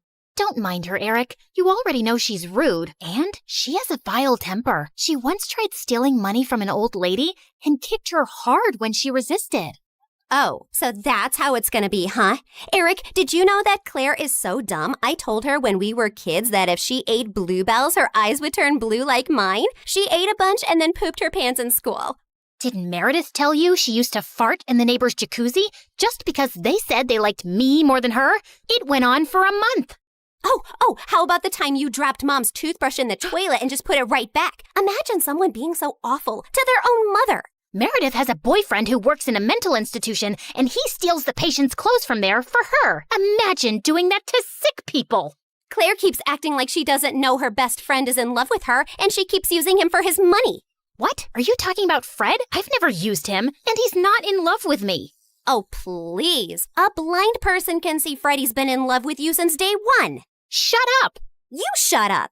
How about you shut the heck up? Not till you shut up first. I pushed Meredith out of my way, but I ended up pushing a little too hard, and she crashed straight into the punch bowl. She got up and charged me, and we landed straight on the food table. As Eric was trying to pull us apart, Freddie suddenly ran in. Claire, Meredith, stop!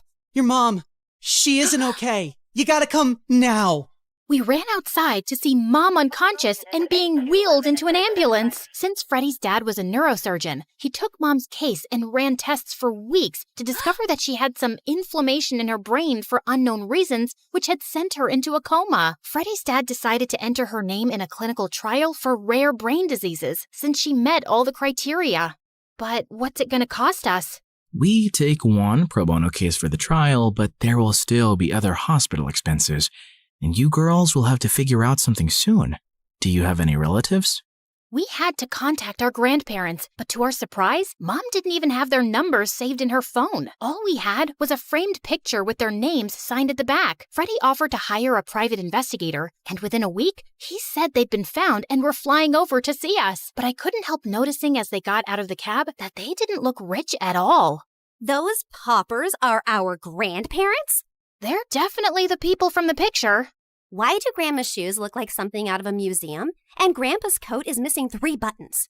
The old lady hobbled towards us and hugged us tight. Oh, girls, it's so good to see you. We had no idea we had granddaughters till yesterday. You look nothing like our son, though. Your son? No, we're your daughter's kids. Oh, honey, we don't have a daughter. The private investigator who tracked us down did say our daughter was looking for us, but we just assumed that was our son who ran away from home 18 years ago. He was always saying he'd change into a woman one day. What? Our mom used to be a man? No, this is crazy. Look at this picture. Does this woman look anything like your son? Our son is ugly, and I remember this woman. Alfred, you remember this beautiful lady came to stay at our motel many years ago? She disappeared suddenly one night, and the next day some mafia men turned up looking for her. Ah, yes. Those men kept turning up for weeks. They seemed like bad news. I'm happy to hear the lady is okay. So, you're not her parents? Then why does she have this picture of you guys? She took it from the motel. I don't know why. I'm so tired, dear. Can I rest for a little while? No, if you're not our rich grandparents, you gotta go. Taxi! Meredith sent them packing immediately, and we just stood staring at each other. When was Mom in a motel? And why were there bad men after her? She told us all our lives these random people are our grandparents. What else has she been lying about? Apparently, a lot of things. When we checked out if she had any health insurance, she couldn't be found in the system. I went to the diner where she'd been working for years to see if the manager could help, only to find out that no one there had ever seen her. We had no clue where she'd been going all this time while she was pretending to work, or where she got her salary from. Meredith and I tore up Mom's room looking for more clues. We didn't find anything in the closets or under the bed, but I pulled the rug away and came across a loose floorboard. We pried it open to find a laptop and so many fake IDs and passports, all belonging to Mom. Oh my God. Mom? As a French redhead? Her hair is black here, and she's Swedish. We opened the laptop, but we couldn't get past the security code. We asked Freddie to come over and told him everything. And when he went over the laptop, he let out a low whistle. Whoa, this is heavy encryption and insane firewalls. Is your mom from the CIA or something? Have you ever seen her using this laptop? Yeah, I have once, but she told me she borrowed it from a friend to watch Keeping Up with the Kardashians. Who is this woman? We really had no idea, except that her hair dye started fading soon, and we discovered she was a natural blonde. We still desperately needed the money and contemplated selling the house, but we couldn't even find any documents for it. For the first time in my life, I felt overwhelmed and completely out of ideas. Then one night, as Meredith and I were sitting on the porch, Freddie joined us, looking grim. I need to tell you guys something about the clinical trial. There's only a 50% chance that your mom will get the drug that could make her well. What do you mean? Doesn't everyone get the drug? No, half the patients get a placebo drug. Oh God, I did something really wrong. I checked the files of everyone on the clinical trial, and your mom has been assigned the placebo drug. She's not going to get the treatment. So that's it? We're just gonna sit back and watch, knowing there's no chance of her getting better? Make your dad give her the drug! I can't. Dad would lose his medical license if anyone thought he interfered with the trial. Then why did you even tell us, Freddie? Freddie looked at me silently. He told us because he and his dad can't do anything, but we can. Whatever you plan, I can't be part of it, but you have to do it soon. The trial starts next week. Thank you, Freddie. You don't know what this means to us. Of course. I'd do anything for you, Claire. For the first time, I saw what had maybe been so obvious all along. Freddie was in love with me, and I was about to use it to my advantage. Can you tell me where the trial patient files are? When we visited Mom next at the hospital, I was able to slip away and retrieve Mom's file and another patient's who was receiving the drug. That night, Meredith and I used every Photoshop skill we had to make duplicate copies, complete with the hospital seal and everyone's signatures to ensure that Mom was the patient chosen for the treatment. And the next day, I slipped the files back in. I knew what I'd done was wrong, and I'd broken at least 5 different laws. But as I walked away, I didn't feel like a criminal at all.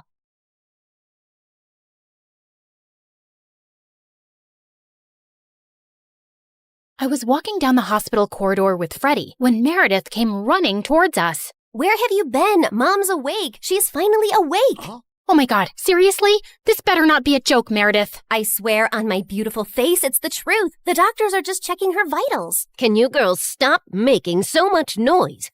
It's a hospital. Oh, shut it, nurse. We're in the coma ward. Who are we disturbing here? Don't you want these people to wake up? How dare you talk to me like that? This is preposterous. That's not even a real word. Remind me to buy you a dictionary. How did you become a nurse? Jeez. We ran down to Mom's room to find her fighting off the doctors. She jumped onto her bed like an animal and started screaming at them. Where am I? Are you doing a science experiment on me? You will not touch the daughter of Vladimir. I learned how to catch fish with my bare hands when I was 3 and tackled a bear when I was 5. You think you are any match for me? Ma'am, we mean no harm. We're your doctors. How are you old enough to be a doctor? You have a pimples like a teenager. I'm fully qualified. Shut up, little boy. Tell me where I am before I take your eyeballs out and play bubbles with them. Mom? Mom turned and stared at me with wild eyes. Let's get out of here before she attacks us. For once, I agree with Meredith. Who are you? And what did you just call me? Hey guys, the last time you saw me, I was walking down a hospital corridor after switching the clinical trial files. That was 2 years ago, so let me get you up to speed on everything that's happened since then. Mom entered the clinical trial, and her tests started showing signs of progress, but she didn't come out of her coma anytime soon. Freddie tried to help us, but Meredith and I had to learn to manage on our own. And it turns out, there's a lot you can steal from a hospital. We never had to buy toilet paper or cleaning supplies again. And we always had endless cups of pudding and Jell-O. Meredith, is that diaper cream you're putting on your face? A girl's gotta moisturize. It's very hydrating. My face is as soft as a baby's butt. What did you score today? More useful things like new bed sheets, pads, towels, and batteries for our TV remote. Time for our show and more Jell-O. Woohoo! But we still needed money, and after high school, we went back to our conning ways. I always pushed away the guilt and justified it to myself with things like, we needed the money, we had no other choice. But I have to admit, I also felt a thrill every time we outwitted someone and got away with it. It started out small, like hitting venues of concerts and games in different cities and selling fake tickets to desperate fans, hoping to get in at the last minute for twice the regular price. By the time they figured the tickets were bogus, we were gone. Or going to the American Idol audition venues and convincing hopeful contestants that we were part of the TV show crew, and we'd get them through to the next round if they paid us a little money. Then, we set up an Instagram matchmaking business account with tons of fake success stories. We were getting booked for our services by loads of women. We'd always meet at the client's house in disguise. What is this exquisite dessert? It's like a cloud melting in my mouth. It's a Japanese cheesecake, delivered fresh every day from Japan. You are just the kind of people I like. Ow! Let's get down to business, shall we? Wow, I mean, this cake. Yes, business. This is your daughter?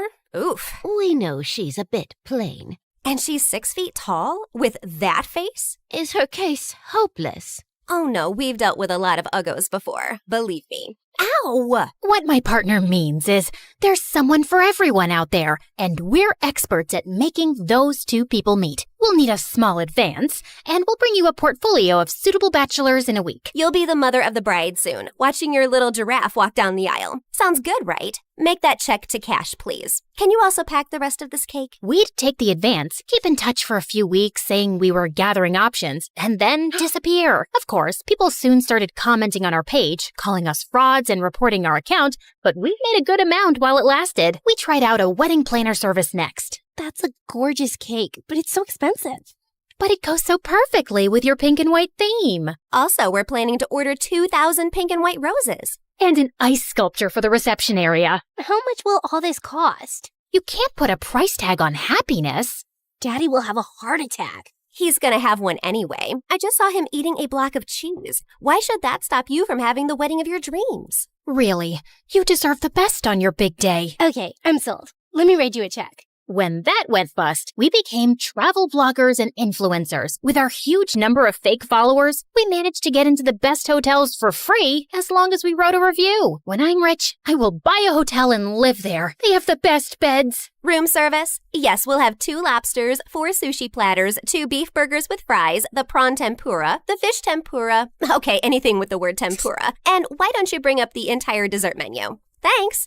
Of course, none of these businesses lasted too long, and we were always on our toes, traveling from place to place, changing disguises, trying not to get caught. The only person who had any idea of our activities was Freddie. But whenever we went back home, he was always happy to see us and never asked questions. 2 years had gone by like this, and Mom was finally awake, except she didn't remember being our mom. Now, we had no chance to ask her about the fake IDs and laptop we'd found, because all she seemed to remember was her childhood in frickin' Russia. We showed her pictures of us together, and the doctors explained that she'd lost most of her memory, and they were unsure if she'd regain it. Oh, my girls. I am so sorry I don't remember anything about you, but I feel a connection to you, as strong as the frost on my toes, walking barefoot in snow, and as sweet as the smell of my grandmother's honey cakes, and as deep as the violet skies of Siberia, and— Yeah, we get it, Mom. We love you too.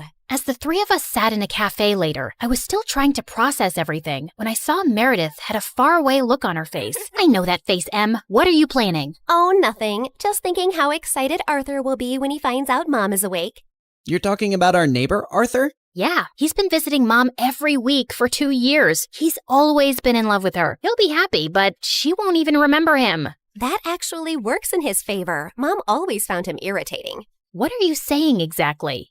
What if we convinced Mom that she was deeply in love with Arthur before she went into a coma? I'm sure he won't have any problem playing along. Maybe we even say that they were engaged before she got sick. If we set them up, Mom will be taken care of for life. Arthur is rich with a capital $sign. Wow, Meredith, you're a frickin' genius. Jeez, why are you girls always scheming? Because our parents are not neurosurgeons. You can't use that excuse forever. Watch me. Like we expected, Arthur immediately agreed, and we got to work. We photoshopped tons of pictures of Mom and him, and soon he even turned up with a giant emerald ring. You chose this Russian emerald ring from an antique shop where I proposed to you. Oh, it is so beautiful.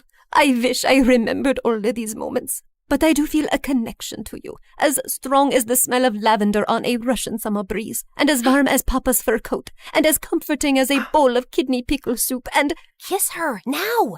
As Arthur and Mom kissed, Meredith and I walked out of the room and burst out laughing. We laughed till we almost peed our pants. Oh God, my tummy hurts. Are we doing the right thing? Fooling Mom? She's no fool. She asked me how rich Arthur is yesterday. Now she feels very connected to him. And within a month, Mom was walking down the aisle in a grand wedding in Arthur's garden. Of course, Meredith and I had made all the arrangements and totally overcharged Arthur. I promise to cherish and to love you forever, and follow you to the ends of the earth. We will go to Russia and start our new life there in the lovely house you have bought me as a wedding gift. And yes, I will cherish and love you and whatever, etc., etc. Now you may exchange rings. Did you just hear what I just heard? Are they moving to Russia? That can't happen. Is it too late to object to this wedding? Shh! You guys are ruining the ceremony. What's wrong with you? Are you a moron? You know she can't go to Russia? Why not? She's Russian. Isn't she? Oh, yeah, she shouldn't go to Russia. Hold it, everyone! Sorry, Mom, but you can't go to Russia. Oh, sweetie, I will take you girls with me, don't worry. We're taking them with us? No one's going to Russia. Can we, discuss this later? You're ruining the moment. Arthur, shh! Listen, Mom, we need to talk. As I got up to talk to Mom, I tripped on my dress and crashed into this big cage holding 100 pigeons, and they all started flying off. This was supposed to be for after the ceremony! But suddenly, those pigeons turned vicious and came back to attack everyone. They clawed at people's hair, poked them with their beaks, and pooped everywhere. As the guests ran around in chaos, someone slammed straight into the wedding cake. Meredith and I grabbed Mom's arms and dragged her home. What is wrong with you two? There's something you need to know, Mom. Meredith and I ended up showing her all her fake passports, IDs, and the laptop, and she was stunned. My name is Alexi, and none of these IDs have that name. Mom, we don't know who you really are or why you left Russia. What if you were a spy or some sort of criminal? What if you're wanted in Russia? If you go back there, you might get arrested or worse. Apparently, many years ago, some bad people were looking for you, and we don't know why. You have to stay here and keep a low profile. But I want to find my parents and see my home. It's all I remember. You can't risk it. Not till you get your memory back. Or we get someone to tell us what's on that laptop and figure out who you are. We're sorry. We hugged Mom as she cried, then fixed her makeup and returned to the wedding. The pigeons had left, and the guests were leaving too. Stop, everyone. The wedding isn't over yet. And Arthur, Mom wants to move to Hawaii instead. From the top, people! Arthur was very confused, but they finally got married. Later, as everyone moved towards the dance floor, Freddie asked me to join him. So, now your mom is well and you have a rich stepfather. What are your plans? I like traveling around with Meredith. Maybe I'll do that for some time. There isn't any reason to stay here anyway. Ouch. Why don't you just hit me with an axe? Of course, there's you. I can always come visit. That's not good enough, Claire. Look, I have to say this now. I've been in love with you since forever, and let's not pretend you don't know that. Don't you think you can give us a chance? We're best friends, and I'd do anything for you. I know, Freddie, but I just can't. I love you, but not like you want me to. You can try dating me. Maybe you'll feel differently. I don't think I will. And I can give you a good life. You don't need to live like a freaking criminal anymore. Some people might call me an artist. Con artist, yeah. Still a criminal. Maybe I enjoy being one. It's kind of thrilling. I don't really believe that. You don't want to believe that. We're too different, Freddie. You're going to be a neurosurgeon like your parents, and you'll find a nice girlfriend and then marry her and live in a nice neighborhood, and you'll be content. I'm not sure that's the life I want. It sounds boring. I wish I'd said something else when I saw Freddie's hurt face, but there was no easy way to let him down. He kissed me gently on the cheek and walked away, and I felt a lump in my throat. Mom moved to Hawaii with Arthur, and Meredith and I went down a crazy path over the next few years. There wasn't a scam, fraud, or con we didn't attempt. We never stuck to the same thing for too long, in case the police picked up a pattern, but word got around in underground circles about 2 female con artists, and we actually started getting hired for our services. People were always less likely to suspect 2 pretty, innocent-looking girls than someone who looks like a thug. And working with these thugs, we learned how to forge signatures, create counterfeit money, make fake checks, and steal credit card information. I'd always been bad with computers, but Meredith even showed a great knack for hacking. We made good money, partied with rich people, traveled first class, and stayed in amazing hotels. But for me, the glitz and glamour gradually started to fade. I was getting tired living out of suitcases, always wearing disguises and looking over my shoulder. I had no real friends, and even if I met someone I thought I could like, I knew I couldn't be in a real relationship. I was almost thinking of talking to Meredith about quitting the con artist life when one day she burst into our New York hotel room looking beyond excited. You won't believe the job we just got. It's gonna pay us $250,000. Who would pay that kind of money? And for what? Turns out, the kind of people who take you to their headquarters blindfolded. As Meredith and I walked into an underground room, a large chair swiveled around to reveal a tiny, skinny guy. What? You think all mafia bosses are tall, fat, bald, and wear gold rings? Sorry to disappoint you with my looks, but trust me, I am every bit as ruthless. Something about his steely gray eyes sent a shiver down my spine. I believed him. His name was Pierre Soufflet, which was obviously a lie, and the job he had for us was to steal a priceless painting from a museum and replace it with a fake. That's the painting? It's, tiny. What's your problem with tiny things and people? It's also kinda stupid. What is that? A raccoon eating a cheeseburger? It's worth $10 million, so the joke's on you.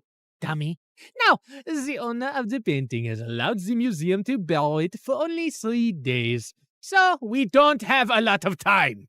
Wouldn't it be easier to steal it from the owner's house? Everyone, look at Lady Einstein coming up with brilliant ideas. Why didn't we think of that ourselves? Happy to help. Of course we thought of that ourselves. Trust me, the museum is easier. Why choose us? It's a very stupid security measure, but the museum's floors are activated by pressure sensors at night. Anything above 55 kilograms and they go off. I haven't been able to find a boy who weighs less than that. Harry, get the weighing scale. Meredith weighed 52 kgs, while I weighed 55.1. How is this possible? You eat so much more than I do. What can I say? I got all the good genes. Okay, you're out, fatty. Meredith, you're my leading lady.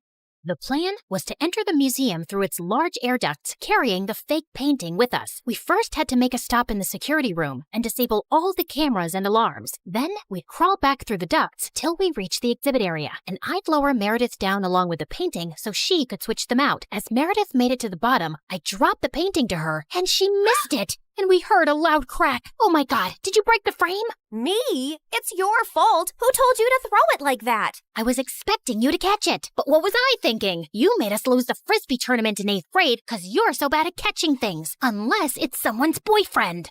Seriously? You were so distracted by that hot boy on the bleachers, your throwing skills were completely off. FYI, that boy was totally into me. Why are we even talking about Frisbees and boys right now? You started it. No, I didn't. Okay, shut up. Let me think how to fix this. Are you trying to glue it together with your saliva? You got a better idea? Any idea would be a better idea than that. Look, it's a museum. They must fix broken, ancient things here all the time, right? I'm looking at the floor map, and there are some offices in the left wing. I'll go get some glue. It took me an hour to find glue and return to our spot. And I found Meredith eating a bowl of ramen. Where did you get that? I brought a packet of instant ramen with me, and you were taking forever, so I went to make it in the staff kitchen. There was someone's chicken sandwich in the fridge, so I used the meat from that. And there was also some tofu, and I added a dash of oyster sauce. I'm so happy you chose this moment in your life to become a gourmet chef. Just send the painting back up so I can fix it. Tried to fill in the crack as best I could, then sent it back down to Meredith, who took the real one off and put the fake one on the wall. But just as she started walking back, the whole floor lit up suddenly, and a blaring sound went off. Oh my God, what's happening? I don't know. Is the painting heavier than the fake one? Just hurry up. We gotta get out now. They pulled up Meredith and the real painting and closed the opening in the ceiling seconds before security burst in. We crawled down the ducts and out of the building as fast as we could. We ran a few blocks down where Pierre's van was waiting for us, and we sped away. Oh, I would have preferred if you hadn't alerted all of New York about a break-in. Now I'll have to move this painting around with cops crawling all over the city. Never mind. Here's your check, and Claire, try to lose some weight. Au revoir. And without warning, we were dumped on a dark street. We scrambled to our feet, headed for the subway, and made it home. It was all over the news the next morning that someone had broken into the museum and switched off all the security systems. But apparently, nothing had been stolen, except a chicken sandwich and a block of tofu from the staff kitchen. You ate the entire block? Hey, I'm not the one who needs to watch her weight. I do not need to. Whatever. Listen, I've been meaning to talk to you about something. It'll have to wait. I got a hair appointment. We'll talk over dinner? Yeah, sure. I was gonna tell Meredith that I wanted a break from this life, and I wasn't sure how she'd react. As I sat in a cafe later, I suddenly found a cute guy next to my table. Mind if I sit here? There are no other empty seats. I won't disturb you. I promise. We actually ended up talking for over an hour, and I found him sweet and charming. I'd love to meet you again if you're free. I don't live in New York, but I come every weekend. You come here for work? No, actually, I came to visit my mom, who's admitted in the hospital here for a medical trial. She has some rare brain issue that sent her into a coma. Oh, I'm sorry to hear that. How long has she been in a coma? 6 years now. It's been the toughest thing I've ever dealt with. Actually, she was part of this other really promising clinical trial before, but that didn't work for her. He was in a hospital in Connecticut. As he kept talking, I suddenly felt like I was spinning around very fast, and I could hear my heartbeat in my ears. My chest felt heavy, and I could barely breathe. I don't know what I said to the boy, but I just ran out of there and didn't stop till I got to our hotel room. Hey, I was about to call you. What's wrong? Claire, are we in trouble? I am a terrible person. Hey, you're not that terrible, just a bit ugly. You don't have cops after you, do you? Meredith, I met someone. It's not a cop, is it? No, I met a random guy in a cafe, and his mom was in a clinical trial. I hope this gets interesting at some point. In a hospital in Connecticut. Oh my God, the same hospital Mom was in? And the same trial? What a small world. No, it's not the same trial. It's a different hospital, too. Okay, I'm bored again. The coincidence made me interested for a bit. Meredith, his mom's been in a coma for 6 years. We did that to someone. Didn't you just say it's not the same trial? Yes, but for a few seconds, I thought it was the same trial. And I just realized for the first time today that we did something awful to someone out there. When we switched the patient files, we took away someone else's chance to get better. You realized this just now?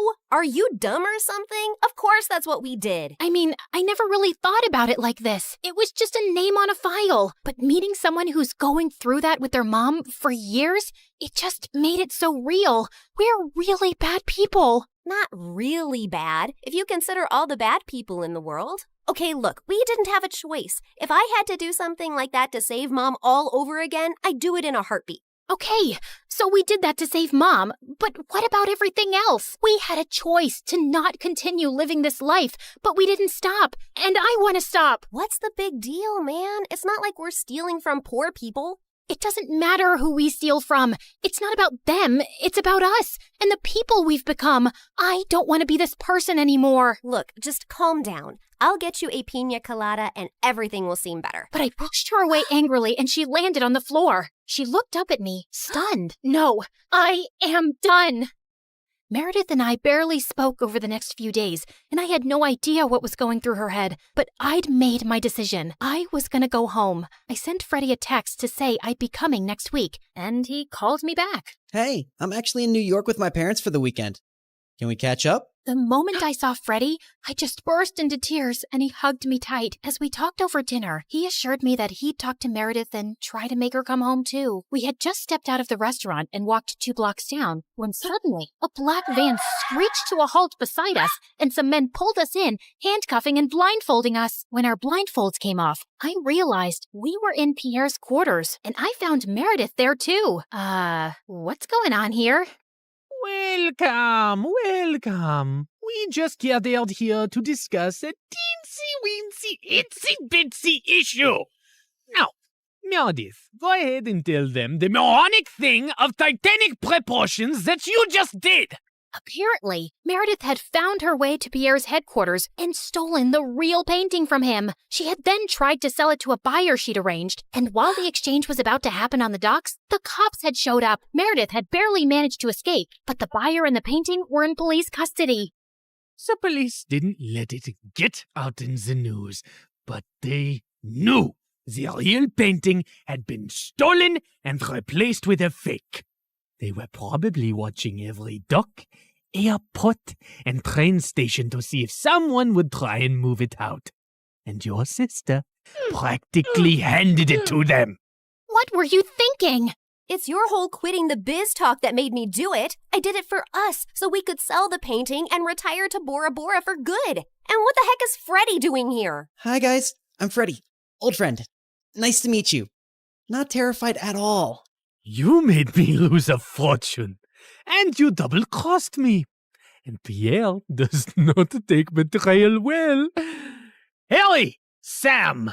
Yes, sir! You know what to do. Boss? I'm not really sure how I feel about punching a girl. Yeah, boss, I am not really comfortable with this. Maybe we can just punch the boy. I'm not really a boy. I used to be a girl. Ask Claire and Meredith, we practically grew up like sisters. Please don't hurt him. He has nothing to do with this. Silence! You buffoons! I didn't say hurt anyone yet. I just wanted you to threaten them. But of course, you're useless. Memo to myself. torture Harry and Sam after this meeting. Now, get lost. Then Pierre shifted his cold gaze to me. That painting is everything to me, and I want it back. And now the only way we can get it is from the owner himself. You, Claire, will be executing this mission. The heir of that painting is a young, charming millionaire, and you will get to know him, become his girlfriend, kiss, cuddle, yada yada. You need to earn his trust completely, so he lets you into his life and his home. Then, when the time is right, you'll steal the painting from a high-security vault inside his house and bring it back to me. You will do this if you care about your moon sister and this girl/boy and his family and your mother and your stupid husband and your whole neighborhood.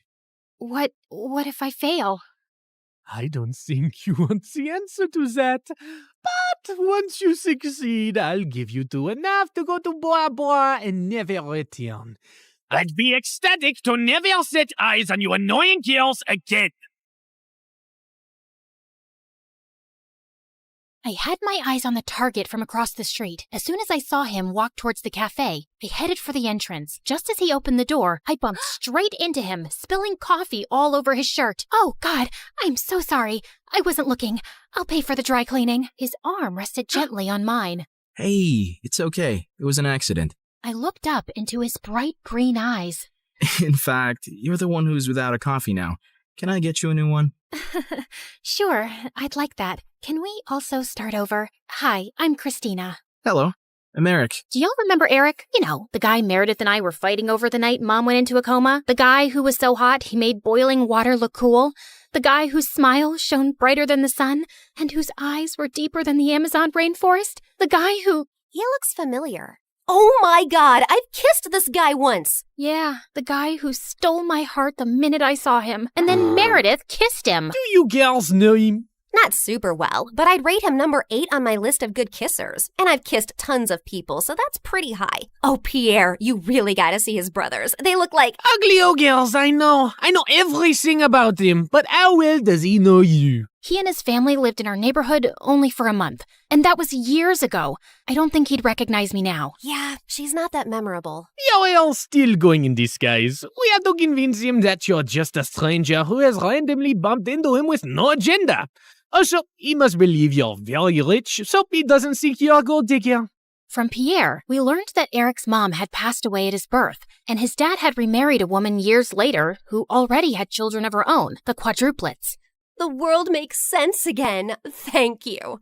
Eric's maternal grandmother recently left the painting to him in her will. His father is a big business tycoon, so they always have security at the mansion. But the painting is even harder to access. The only way you'll make it in and out of there is if you're welcomed into their home.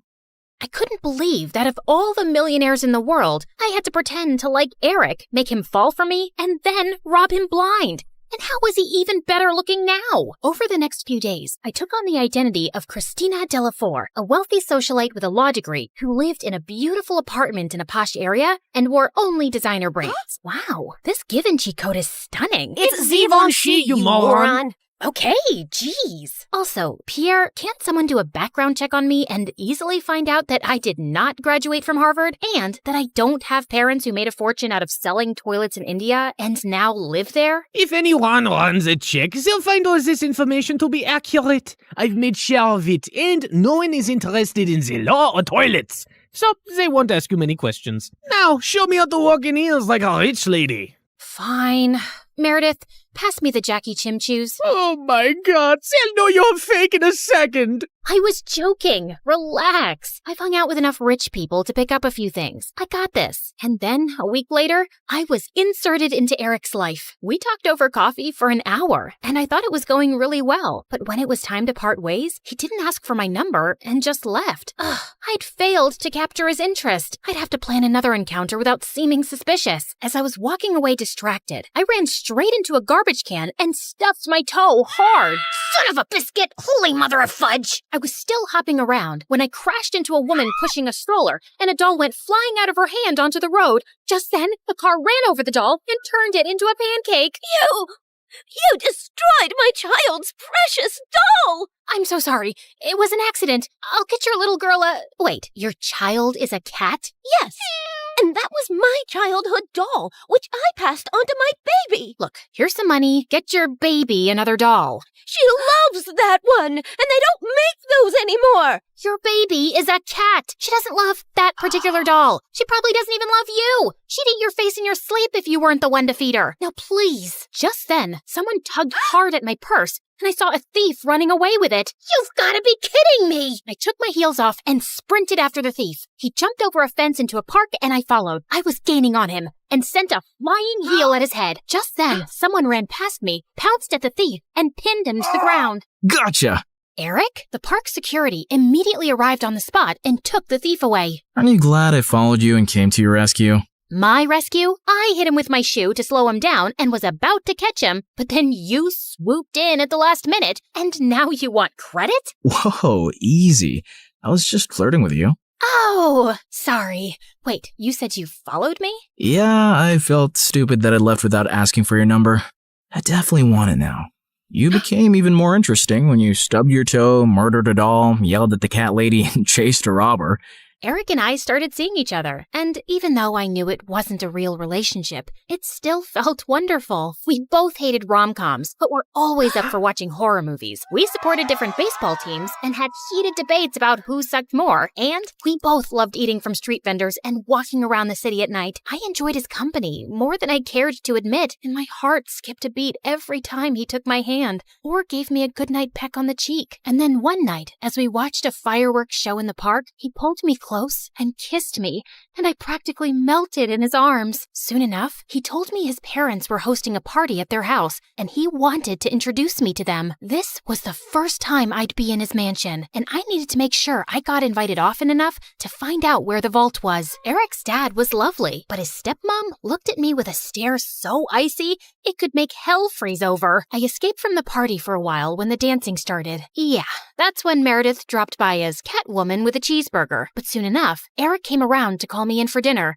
where the quadruplets also joined us. So, Eric told us your parents sell toilets in India. Yeah. It's a great business because everyone needs a toilet, right? And you know the population of India. Multiply that with toilets and you have a fortune. What is the population of India? Well, I don't have an exact figure. It's just a lot of people. Suddenly, I had a queasy feeling in my stomach. Didn't you get made fun of as a kid?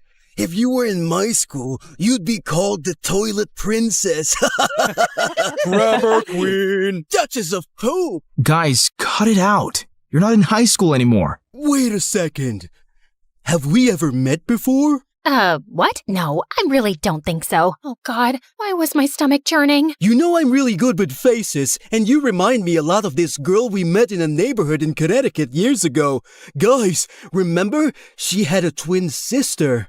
Oh yeah, I remember those twins vaguely. The blonde one was prettier, right? Dang it! Has to be someone else. I'm an only child, and I've always lived in Boston until I moved here. Yeah, Eric told us you're a lawyer from Harvard. So who's the baddest person you put behind bars? Not that kind of lawyer. I'm actually an environmental lawyer. I was really feeling sick now.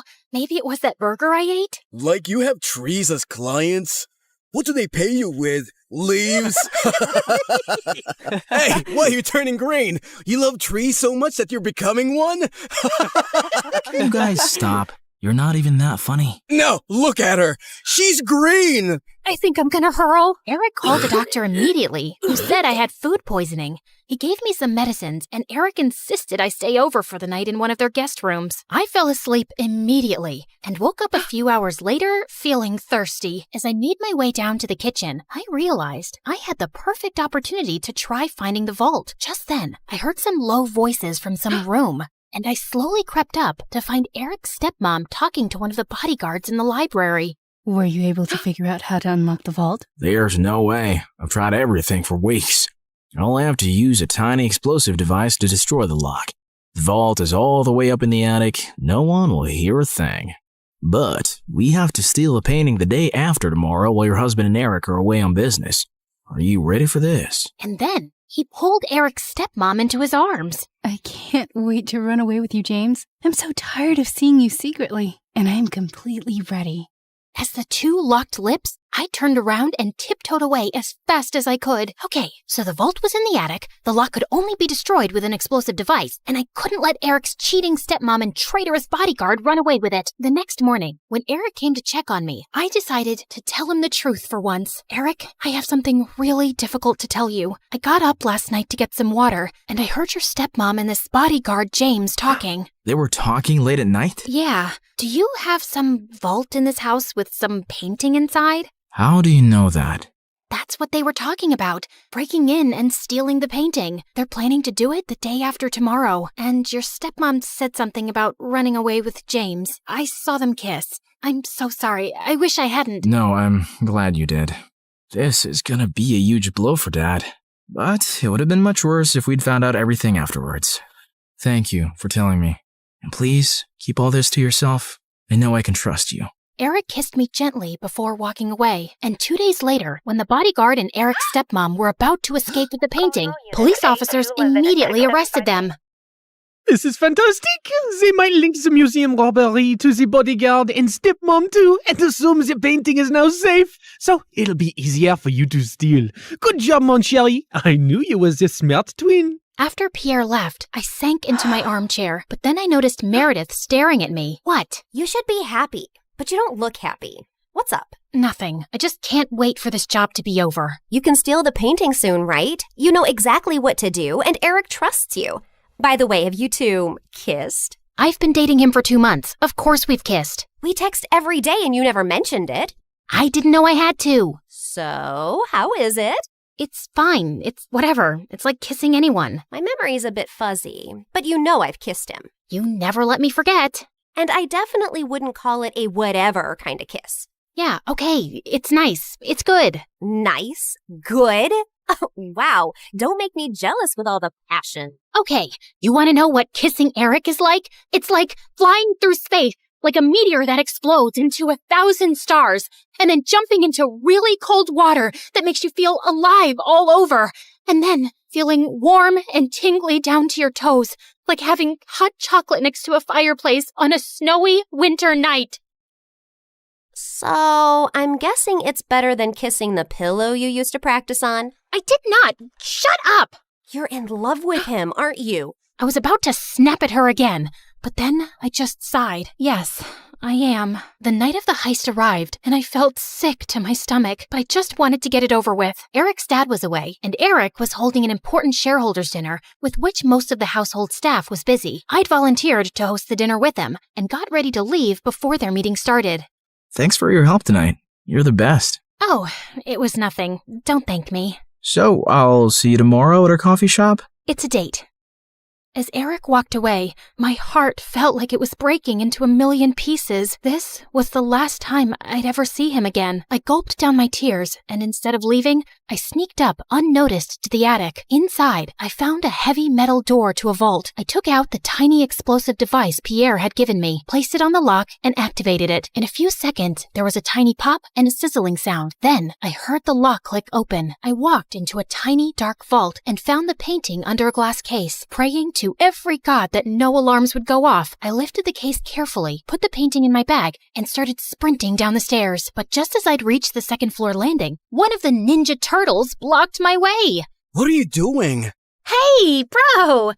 You know when I stayed over a few weeks ago? I dropped a necklace, and I was looking for that guest room, and I got lost. But it's fine. I'll just get new earrings. See you later. He suddenly grabbed my bag and pulled out the painting. Do you think I'm a moron? A moron? You? No way! Sorry, which one are you? Michelangelo. Okay, no one has time for that. Now listen, Mike, you're definitely the smartest of your brothers, and just a tiny bit better looking than all of them too. We're identical. That's what they want you to believe, but I know you're better.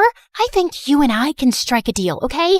I'll sell this painting, and you and I can go halvesies on it. Just give me an account number and I'll wire the money to you. No, you're not leaving with it. Okay, look, dude, I'm doing this for your mom. I have to sell this painting so I can pay for her bail and get her a really good lawyer. Don't you want that? No, my mom's in jail because she did something wrong, and she abandoned us all. She shouldn't have stolen Eric's painting. Why do you care about Eric? Don't you hate Eric? He's so good looking and smart and perfect and gets all the ladies. It makes you guys look even worse than you really are. You should want to hurt him. So let me take the painting. That'll really hurt him. Eric's the best brother in the world, and I love him. Okay. I have an offer you can't refuse. How about I become your girlfriend? I bet you've never had one. I'm gay. Jesus! All right, I surrender. Just one last thing. Without warning, I punched his face so hard that he went reeling back with shock and dropped the painting. Then I kicked him into a room and locked the door shut. I'm sorry, Mikey. You're a really good guy. I sprinted down another flight of stairs and jumped out of the first-story window. I ran across the garden to the fountain, climbed the tree next to it, jumped onto the wall, and then landed softly outside on all fours. Just as I got up, I found myself facing Eric. What are you doing here? Isn't the meeting going on? Nope, that's just what I told you. I sent everyone home and was now waiting for you to steal the painting and run away with it. What? After the painting was stolen from the museum, the FBI contacted me to help them catch the guy they suspected was after it. Does the name Pierre Soufflé ring a bell? Nope, never heard of him. What a dumb name. They told me he would probably strike again. I really didn't suspect you until one of my brothers said something about you looking like a girl we once met in Connecticut, who had a twin. I just couldn't shake that off, and wondered if you were hiding something. I had the FBI look into you, and most of your information checked out, but then they told me that they'd seen a suspected art thief and a girl your age leave your apartment a few times. Okay, so let me get this straight. Tonight was a trap? How could you trick me? Hello? Should I get a mirror for you? You've been tricking me from the very start. That's different. Only if different means exactly the same. You'd really send me to jail? You'd really walk away with that painting? Eric, I have to do this. I don't have a choice. It's to protect everyone I love from Pierre. And I'm guessing that list doesn't include me, does it? As we stared breathlessly at each other, suddenly Pierre's van stopped beside us. Good Lord, get a room! And before I knew it, his men had grabbed both me and Eric and put some rags on our faces, and I instantly drifted into unconsciousness. When we came about, Eric and I found ourselves tied to chairs on some boat. The Sleeping Beauties are awake just in time for me to say goodbye. You're not getting away with this. Oh, yes, I am. It's not like you were smart enough to call the police to your house when you caught Claire. Yeah, that's her real name. You didn't call the police? What was your plan then? My guess is he was just going to take the painting from you and give you a chance to run away. I think he even gave his own security men the night off. Why would you do that, Eric? Because he wasn't going to send the girl he loves to prison. Duh. Eric sat there poker-faced as I glanced at him. Pierre, you got what you wanted. Now keep your end of the deal. Pay up and let us go. Your sister double-crossed me first, which landed you in this mess, remember? I think I'll do the same. Why is there water coming in the boat? Oh, that's because it's got oils everywhere. It's going to sink soon. You two should make up and forgive each other, because life's too short to be angry. I mean, literally, your life is really short. I'd say about another 30 minutes. Adieu, so long, farewell. And with that, Pierre and his goons left. There has to be some way out. Don't you know how to get out of such situations after all your years as a criminal? I'm a con woman. I don't know how to trick my way out of these ropes. Great. Then I'll just die here with you of all people. Who would you rather die with? Maybe that really pretty, extra smiley waitress at the restaurant you love so much? You know what? Let's just not talk. Fine by me. We sat silently for a few minutes as the water kept seeping in. I've never had boba tea. What? You know, a few years ago when everyone really got into boba tea, and I never had boba tea. I always thought I had time to drink boba tea, and now I'll never drink boba tea. It's nothing special. You didn't miss much. You really mean it? Nah, it's amazing. Who is stopping you from trying boba tea? No one? Oh, you're the worst.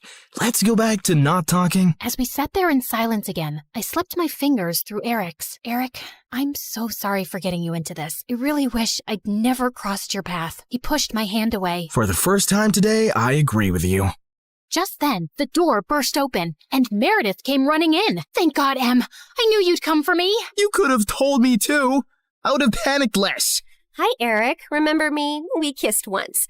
We'll talk more later. Gotta go now. Meredith cut through our ropes quickly, and we splashed through the water, climbed onto the paddle boat outside, and rowed back to shore.